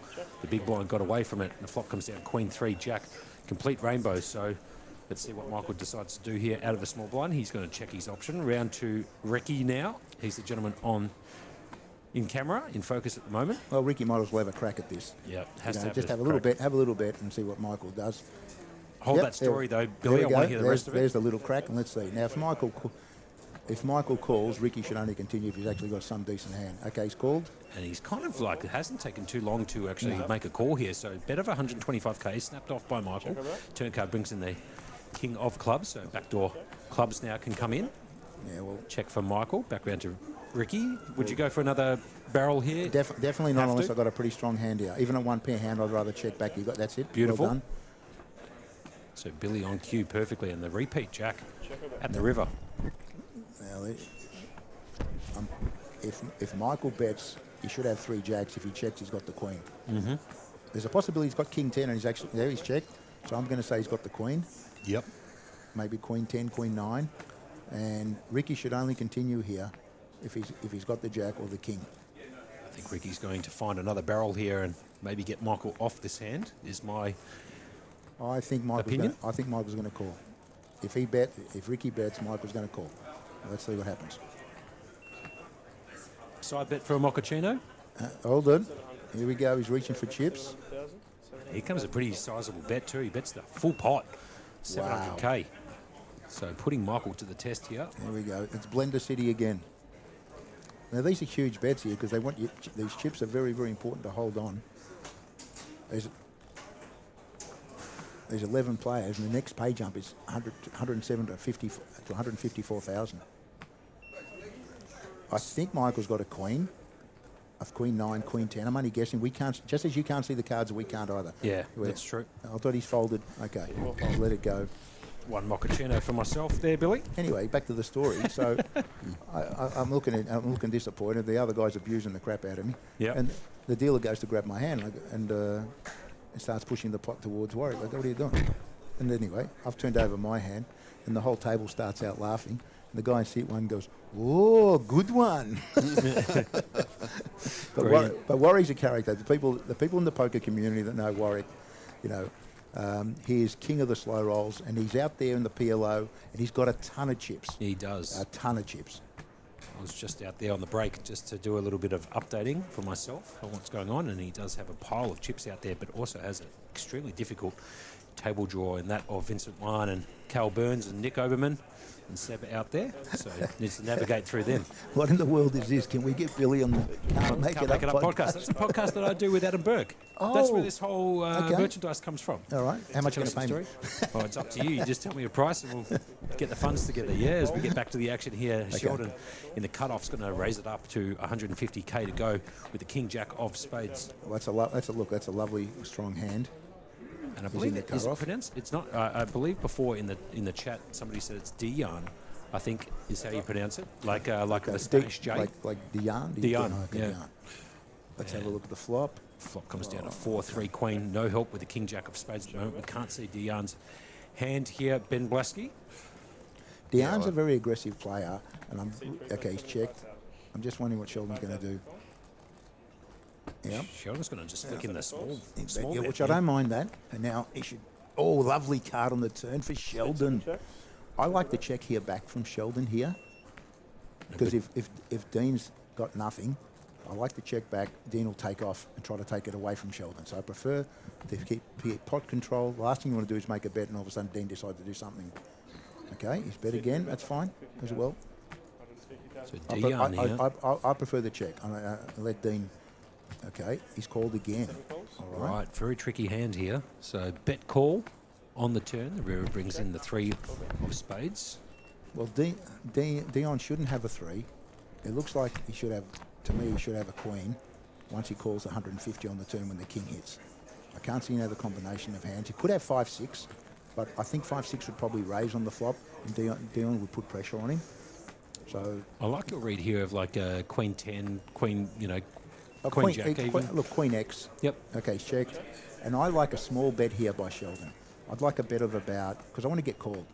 What do he do?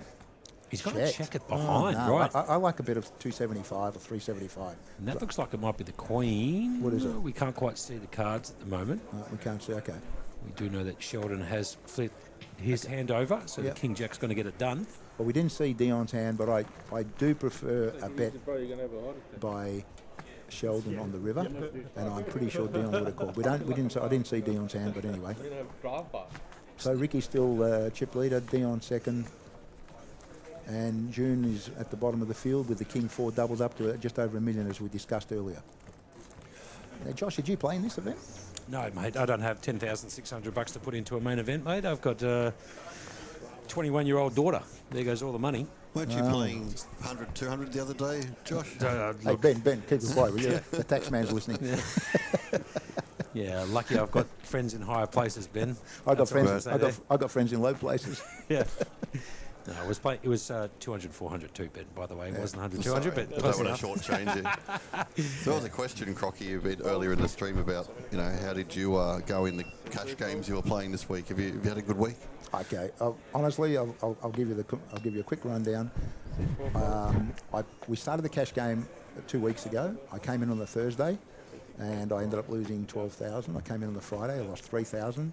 I came back and I told my wife, listen, I'm not going to drive all the way back home and up again. I'm moving in on Sunday. I'm sick of this. Right. I want to, because I'm tired. We finish at 2 in the morning. Yeah, I've got to drive all the way home. Then I can't. Then I've got to concentrate on the road when I'm going home. Yep. Then get up in the morning, come back, try to play the tournament. So I said, I'm moving into. So I moved into the Metropole. Since I moved into the Metropole, I've lost one night, and I cashed the first event, I cashed the mystery bounty, and I cashed the 5K. Okay, I bombed out in the big one here. Okay, let's get back to the action. Scotty's raised it up about 150k here on the button, and Dion here has decided to put in the 3-bet to 575k and being called from Scott. So heads up action, a pretty sizable pot here. All right. Billy, 1.3 mil. Again, remember people, if you get raised out of the small blind or big blind, their hand, I believe, is normally stronger because they're out of position. Yep. Great shout. Wow, ace 5-5. Okay. If Dean's got an ace, he should check. Oh, no, sorry, he was the aggressor, so he should continue betting here. Then Dean, whether he's got an ace or not, he should just continue betting something. It's 1.3, so I'm tipping. Okay, 1.3 quarter. I'm going to say 350 to 400. Here we go. What's he betting? How much? Sounded like 225k. I can't see. Yeah, 225. Dion bet out 225k. Gets that done. And I don't know if you noticed that a little bit from Scott, but that was a pretty frustrated pitch of the cards into the muck there. To me, Scott, we can ask him later, but I'm pretty sure Scott had a reasonable pair there. Yeah. He didn't want to see an ace pop up. You know, he might have had tens or jacks or nines, something like that. An ace 5-5 is a terrible flop for him to sit there and continue with. Anyway, so back to the story. So I've basically been playing the cash game nearly every night when I'm not playing in the tournaments, and I've done well. I also bet on the football, but I stayed off the football for the last couple of weeks because I want to concentrate on the poker rather than looking at my phone, looking at the results. I did tip Essendon today to a friend of mine. I said I'm not betting, but I think the plus 42.5 is too big. Yeah, well, they got there pretty comfortably. Yeah, they covered the line, which is good. Okay. I love Billy. He's too funny. Yeah, he's got the horsing analogies. He did the 9-ball corner pocket from the snooker. He's got bets going on Essendon. You got to love the guy and all the stories in the world as we get back to the action here. We are down to 11 players here in the main event. 770 entries into this, creating a prize pool of $7.7 million, $1.6 million up top and some change. There's another 3-bet coming in from Dion. He's going to 3-bet it to 475k and gets the fold. So as I said, up a few chips there. Yeah, Dion's very aggressive, as I said. I played against him before. As I said, he's the one that made me lay down queens in that hand. Right. In the 5k, very close to the final table.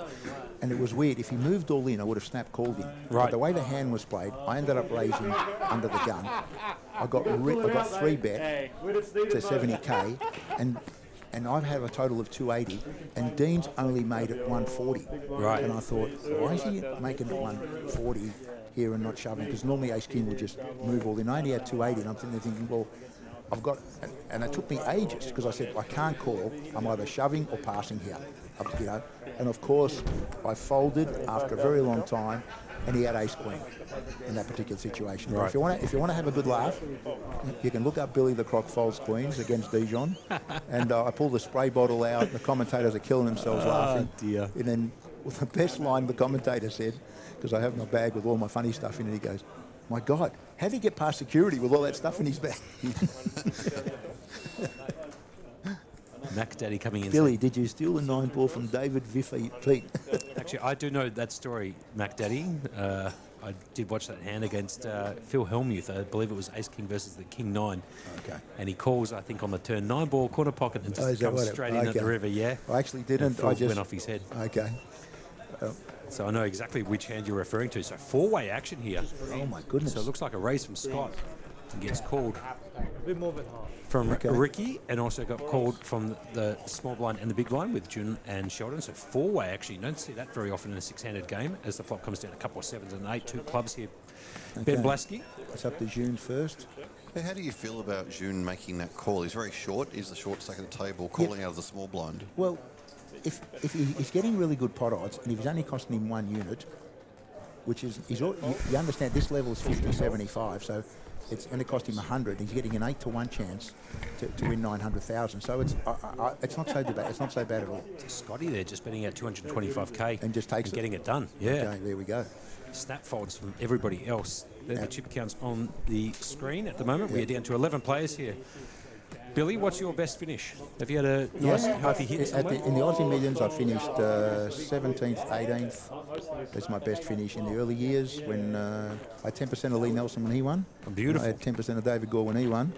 Did you have 10% of Joe Hashem when he won? No, unfortunately, Joe left me out of it. I didn't go to Vegas that year, so it cost me big time. Yeah, I believe it. But that's okay. Joe's a very, very good friend and excellent player.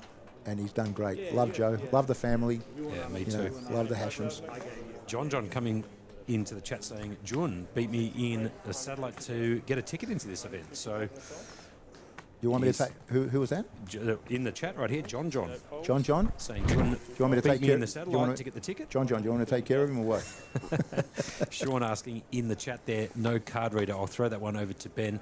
He's going to talk a little bit more about what's going on for tonight's commentary and then tomorrow as we get back to the action here. So obviously it's been raised by Scott Stewart under the gun. He's popped it up and made it 150k to go. He gets caught in the hijack, the small blind and the big blind. So four-way action, back-to-back hands here. So a couple of people wanting to... After this hand, Sean, Ben will cross over to Ben and give you the answer. Sounds like a good idea. Okay. The flop comes down ace, king, 4, 2 clubs. Okay. Sheldon's going to check from the small blind. Check from Michael in the big. Round to Scott.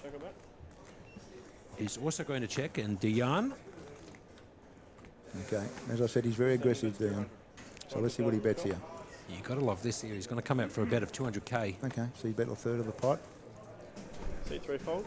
All right. C4 folds. No, the boys have all folded like accordions here. Dijon just, he's getting a little bit closer to the chip lead. Folders like accordions. I like that one. That's a beauty. Now, Ben, where's the card reader, buddy? What's going on? Yeah, people have been asking this question all day. Ben, let's give them the answer one more time. So I'll give them the update. So, yes, we do have a card reader. No, it's not working. The RFID has been on the blink for the past 24 hours or so. It's unfortunate. We'd love to see the whole cards. It's certainly challenging for us as commentators. We understand the frustration of the viewer, but we are very hopeful that that will be addressed overnight. We have our crack IT team looking at all angles, and they do believe they will be able to fix it for tomorrow. We're very hopeful of that. Of course, coverage of the final table commencing from a little after 3 p.m. local time. So let's hope we have the whole cards tomorrow. Either way, we do have a crack team covering the event. Billy, I'm sure you'll be jumping in at some stage tomorrow. Josh, you'll be here. Yep. We'll be getting Michael Mizraki, the world champ. Whoa, the grinder. The grinder coming in. For the final table commentating. And the number of stories that we can get between that group of players is going to be pretty impressive. And Joe Hashem, right? Joe Hashem. Maybe even the Van Marcus combination, but obviously I'm going to have to go through Paul. Yep. Van, you know what? I've known Van a very long time, but I haven't really played much with him. And I got on the tables a fair bit with him this Aussie Millions, and he's actually an excellent player.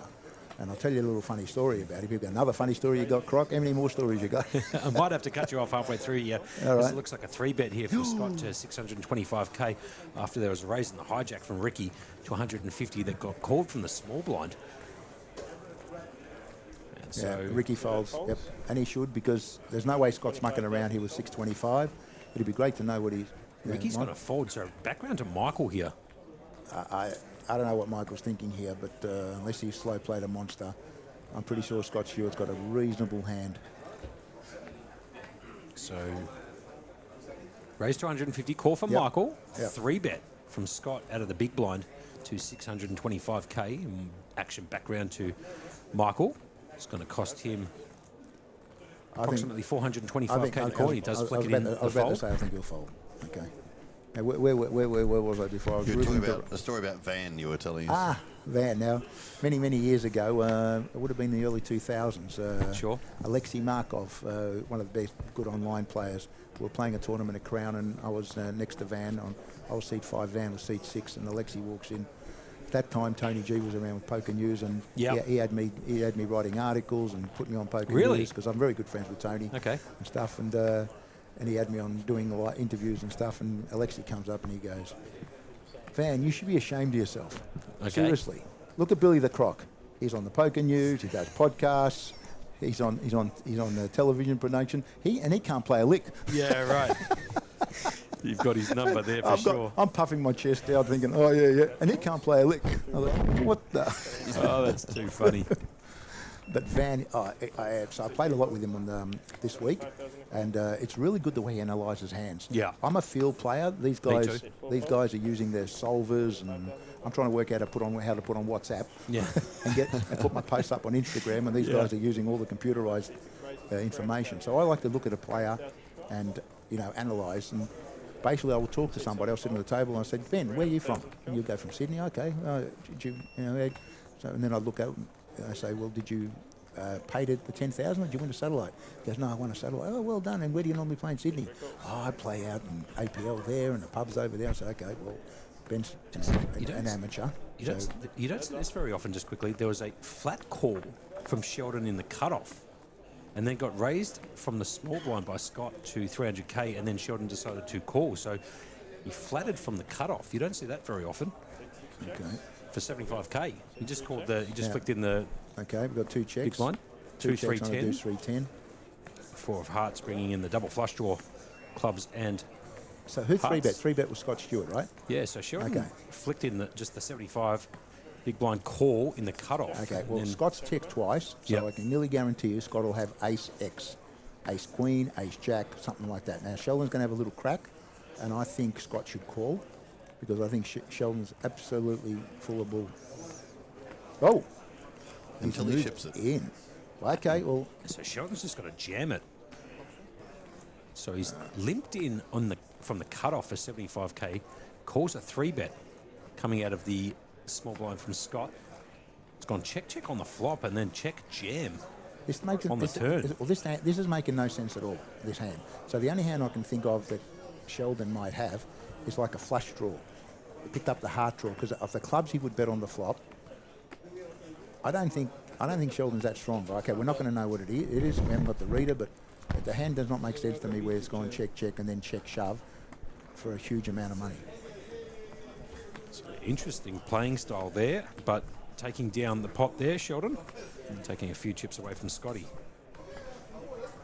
Okay, now John. The best Aussie player is Cale Burns or Mike Rinaldi. Rinaldi. Okay. Yeah. Cale is an excellent player. He's one of the best in the business. But Michael Adamo is no slouch. Yeah, and in Australia, we have an unbelievable talented amount of players. Now, if you want to talk about the best player, are we talking no limit? Or are we talking in general all the different games? So if you want all the different games, there is one GOAT and one GOAT only, and that is James Obbs. Okay? I concur with that. He plays all the games well, and he's excellent at every single game. Cale is probably in the top 2 or 3 best no-limit players in Australia, in the top 3, Cale. And I was talking with him about a hand the other day, and I said, Cale, stop, I can't do that. Too much detail, yeah? No, I just couldn't, we check raising with no pair and betting here, and then I thought, oh, I can't play like that. He said, yeah, but Cale is richer. Richer than who? I think Cale's maybe second on overall prize money and Michael Adamo's number 1, if I remember correctly. I think Michael Adamo's sitting on about $14 million. I'm only guessing here, but if you look up the Heathen Mob folks, they put Michael Adamo, will get the answer, and then Cale second, and I think Joe's third. Kiwi Bird Special coming in clutch there for those people who are just tuning in right now, saying the reader has died. They're trying to get it back for tomorrow. They're going to be working all the way through the evening to try and rectify that before the conclusion of this event tomorrow when we get down to the final table of 7, which they're going to be playing down to tonight, Ben Blasky, all the way down to the final table of 7, then bringing them back. That's right, playing down to the final table of 7. The reason they're playing to a table of 7 is because it's been 6-handed since we've had 36 players, but of course you can't play down to a table of 6 on 2 tables, but there'll be a table of 4 and a table of 3. So instead we play 2 tables of 4, someone busts, we form the final table of 7. Okay. There you go. This, we're up to level 26 now, which is a 50-75.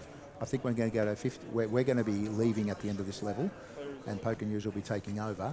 And I think that we will not get to the last 7 till another 3 hours' time from now. So we'll go 50, 100. Oops, move in. Let's go. What do we got? June's moved in 650. So Ricky put the pressure on him, which is correct because he's short. Now he's probably a 60-40 favourite. I'm tipping.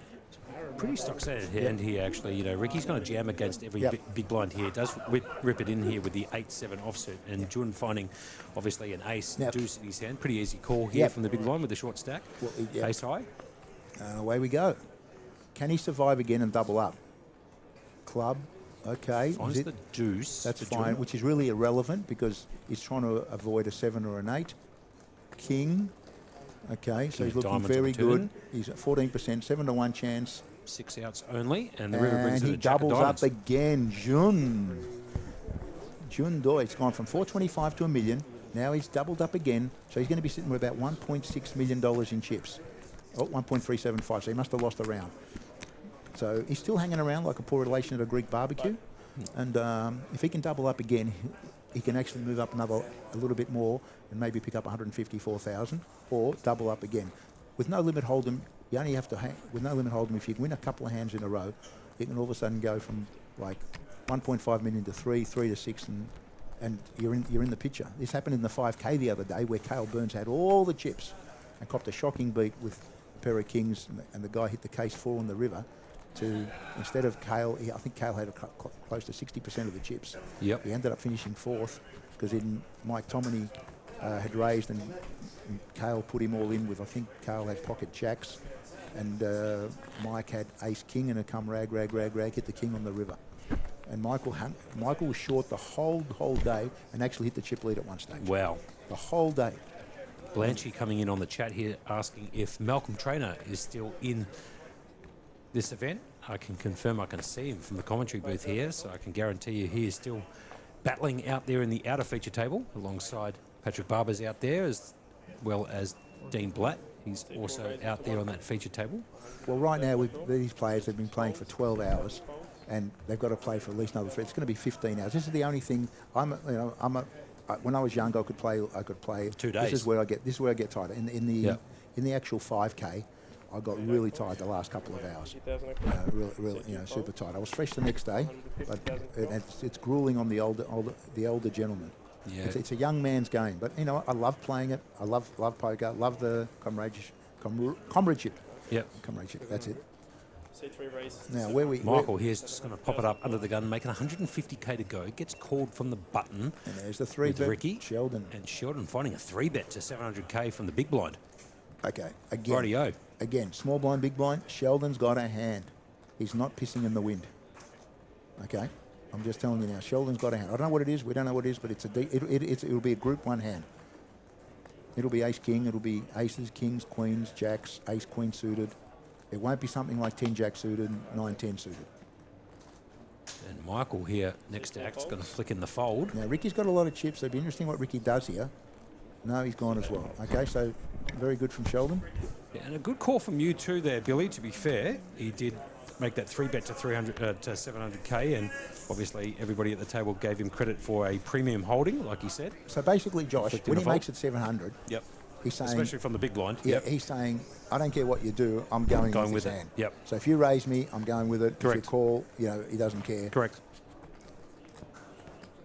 Because he hasn't, Sheldon at that stage, he picked up some money there. He only had like 2.1 million. Yeah. He's made it 7. He's put like 33% of his stack in. Correct.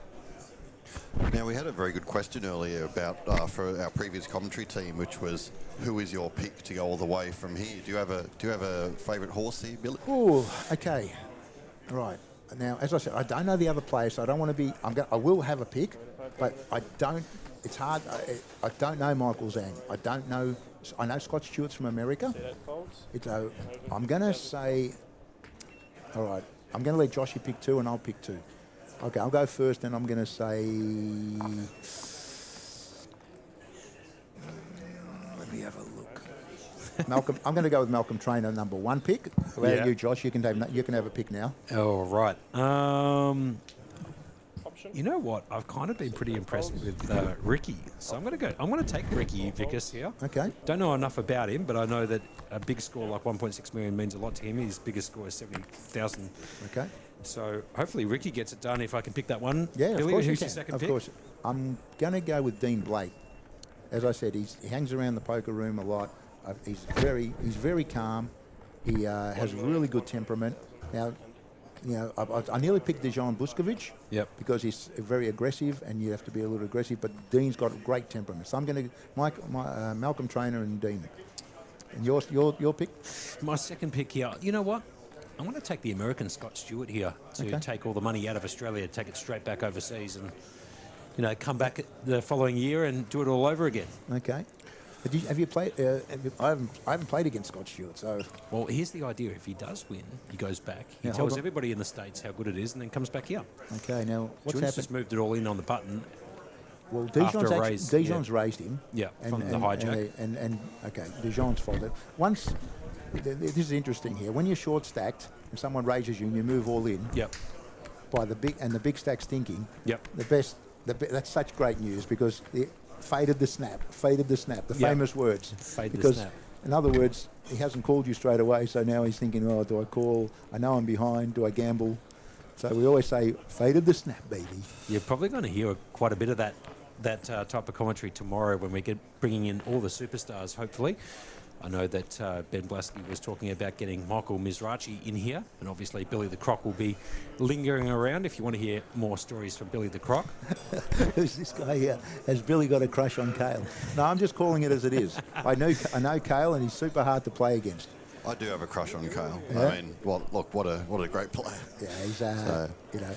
Look, I just want to point out a comment in the chat. Yes, Michael Zhang won the Sydney Champs very recently. Yes. At Sydney. Okay. Scott Stewart, of course, won the WPT World Championship main event 2 years ago, 2024. Jeez, hard out. So, you know, fair resume there. What a talented lineup we're going to have then for a final table. Okay?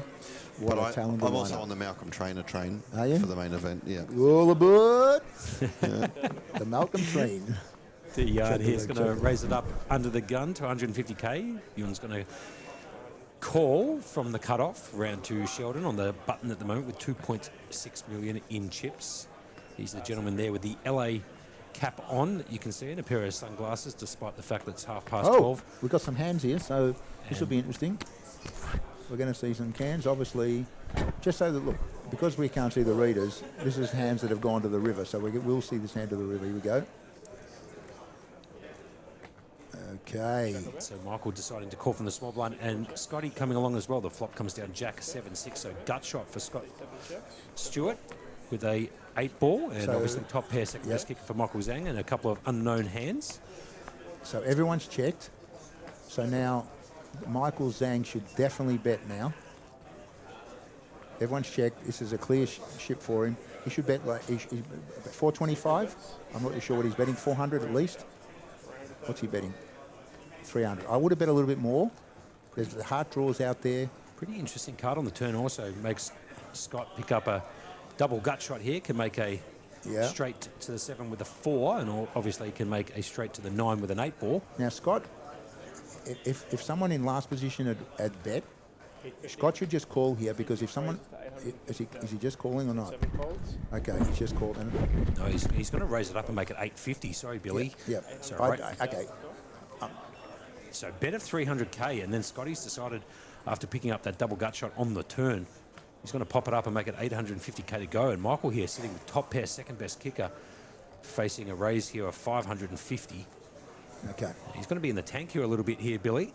What would you do here? Yeah, He he's decides calling. to He's call. calling. All right, Yep. fine. Here we go. Now, here we go. So 4 or 8 for Scotty, and the river card brings in the 10 of spades. Absolutely no help to Scott. Now, so let's see what happens here. Well, Michael should check, and now will Scott continue?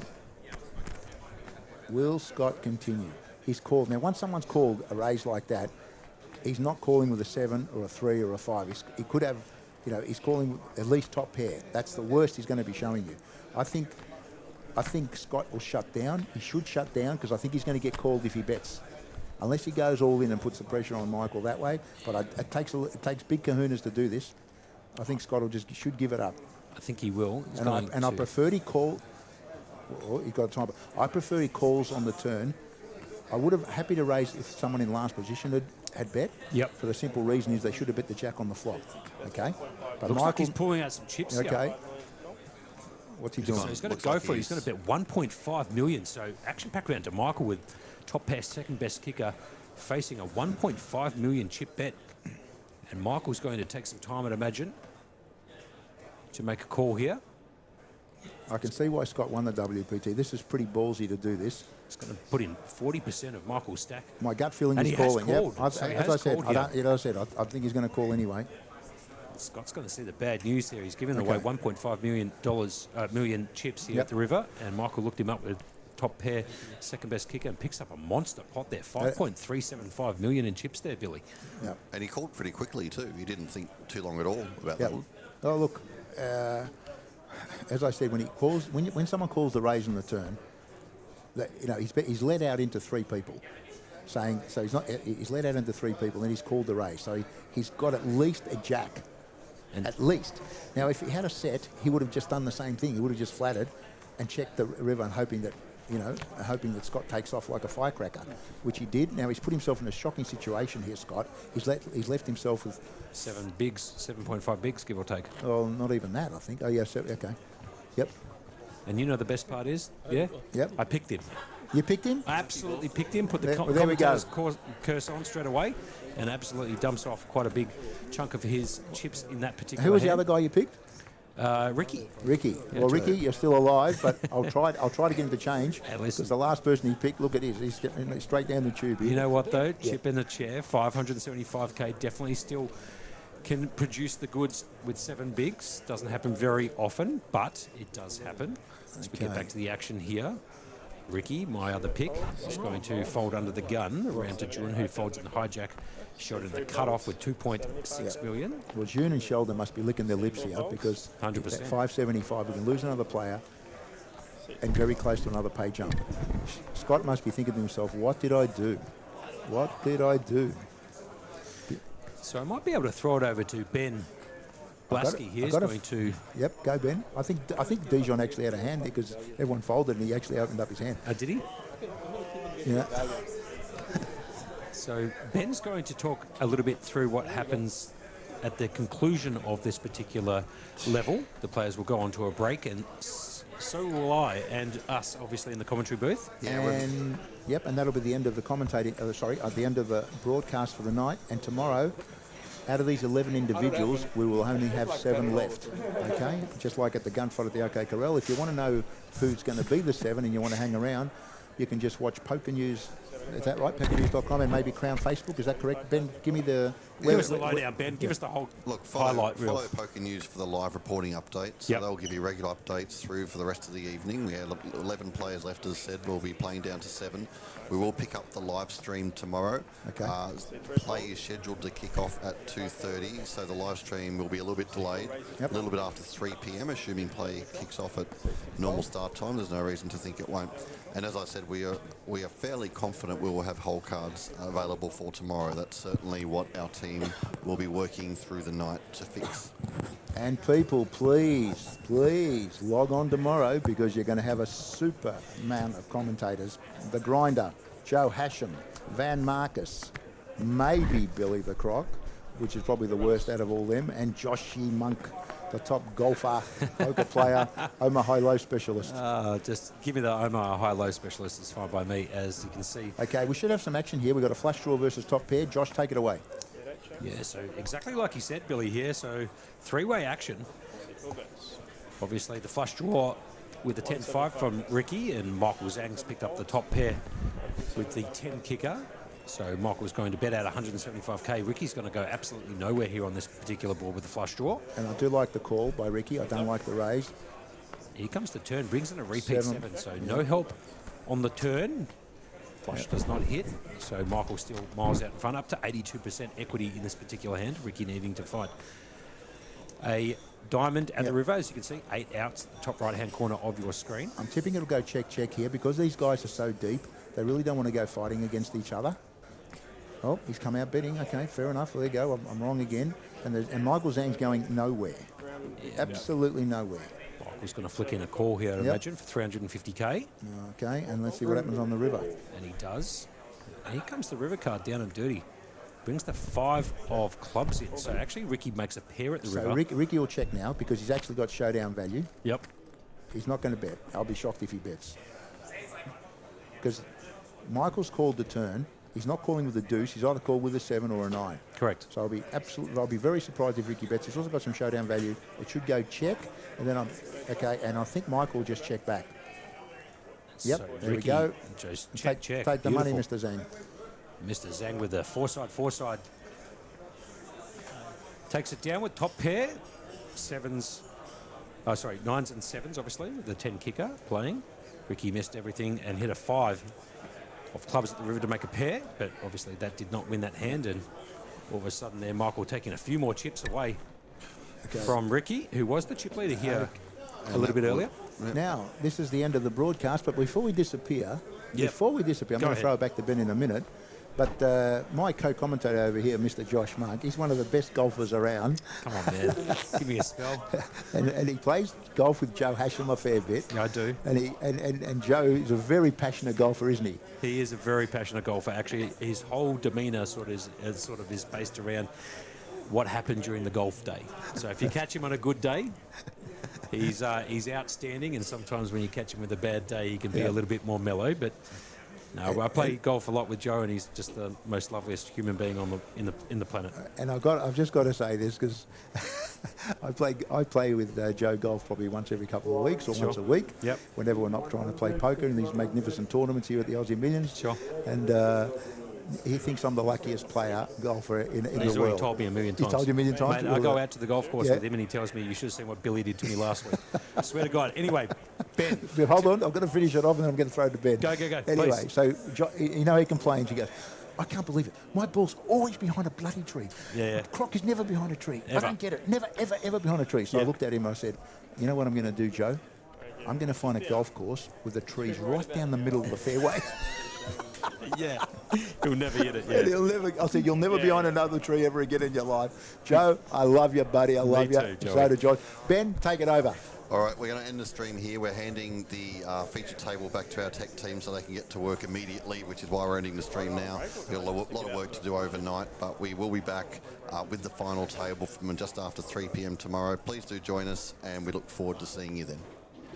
Yabba dabba doo.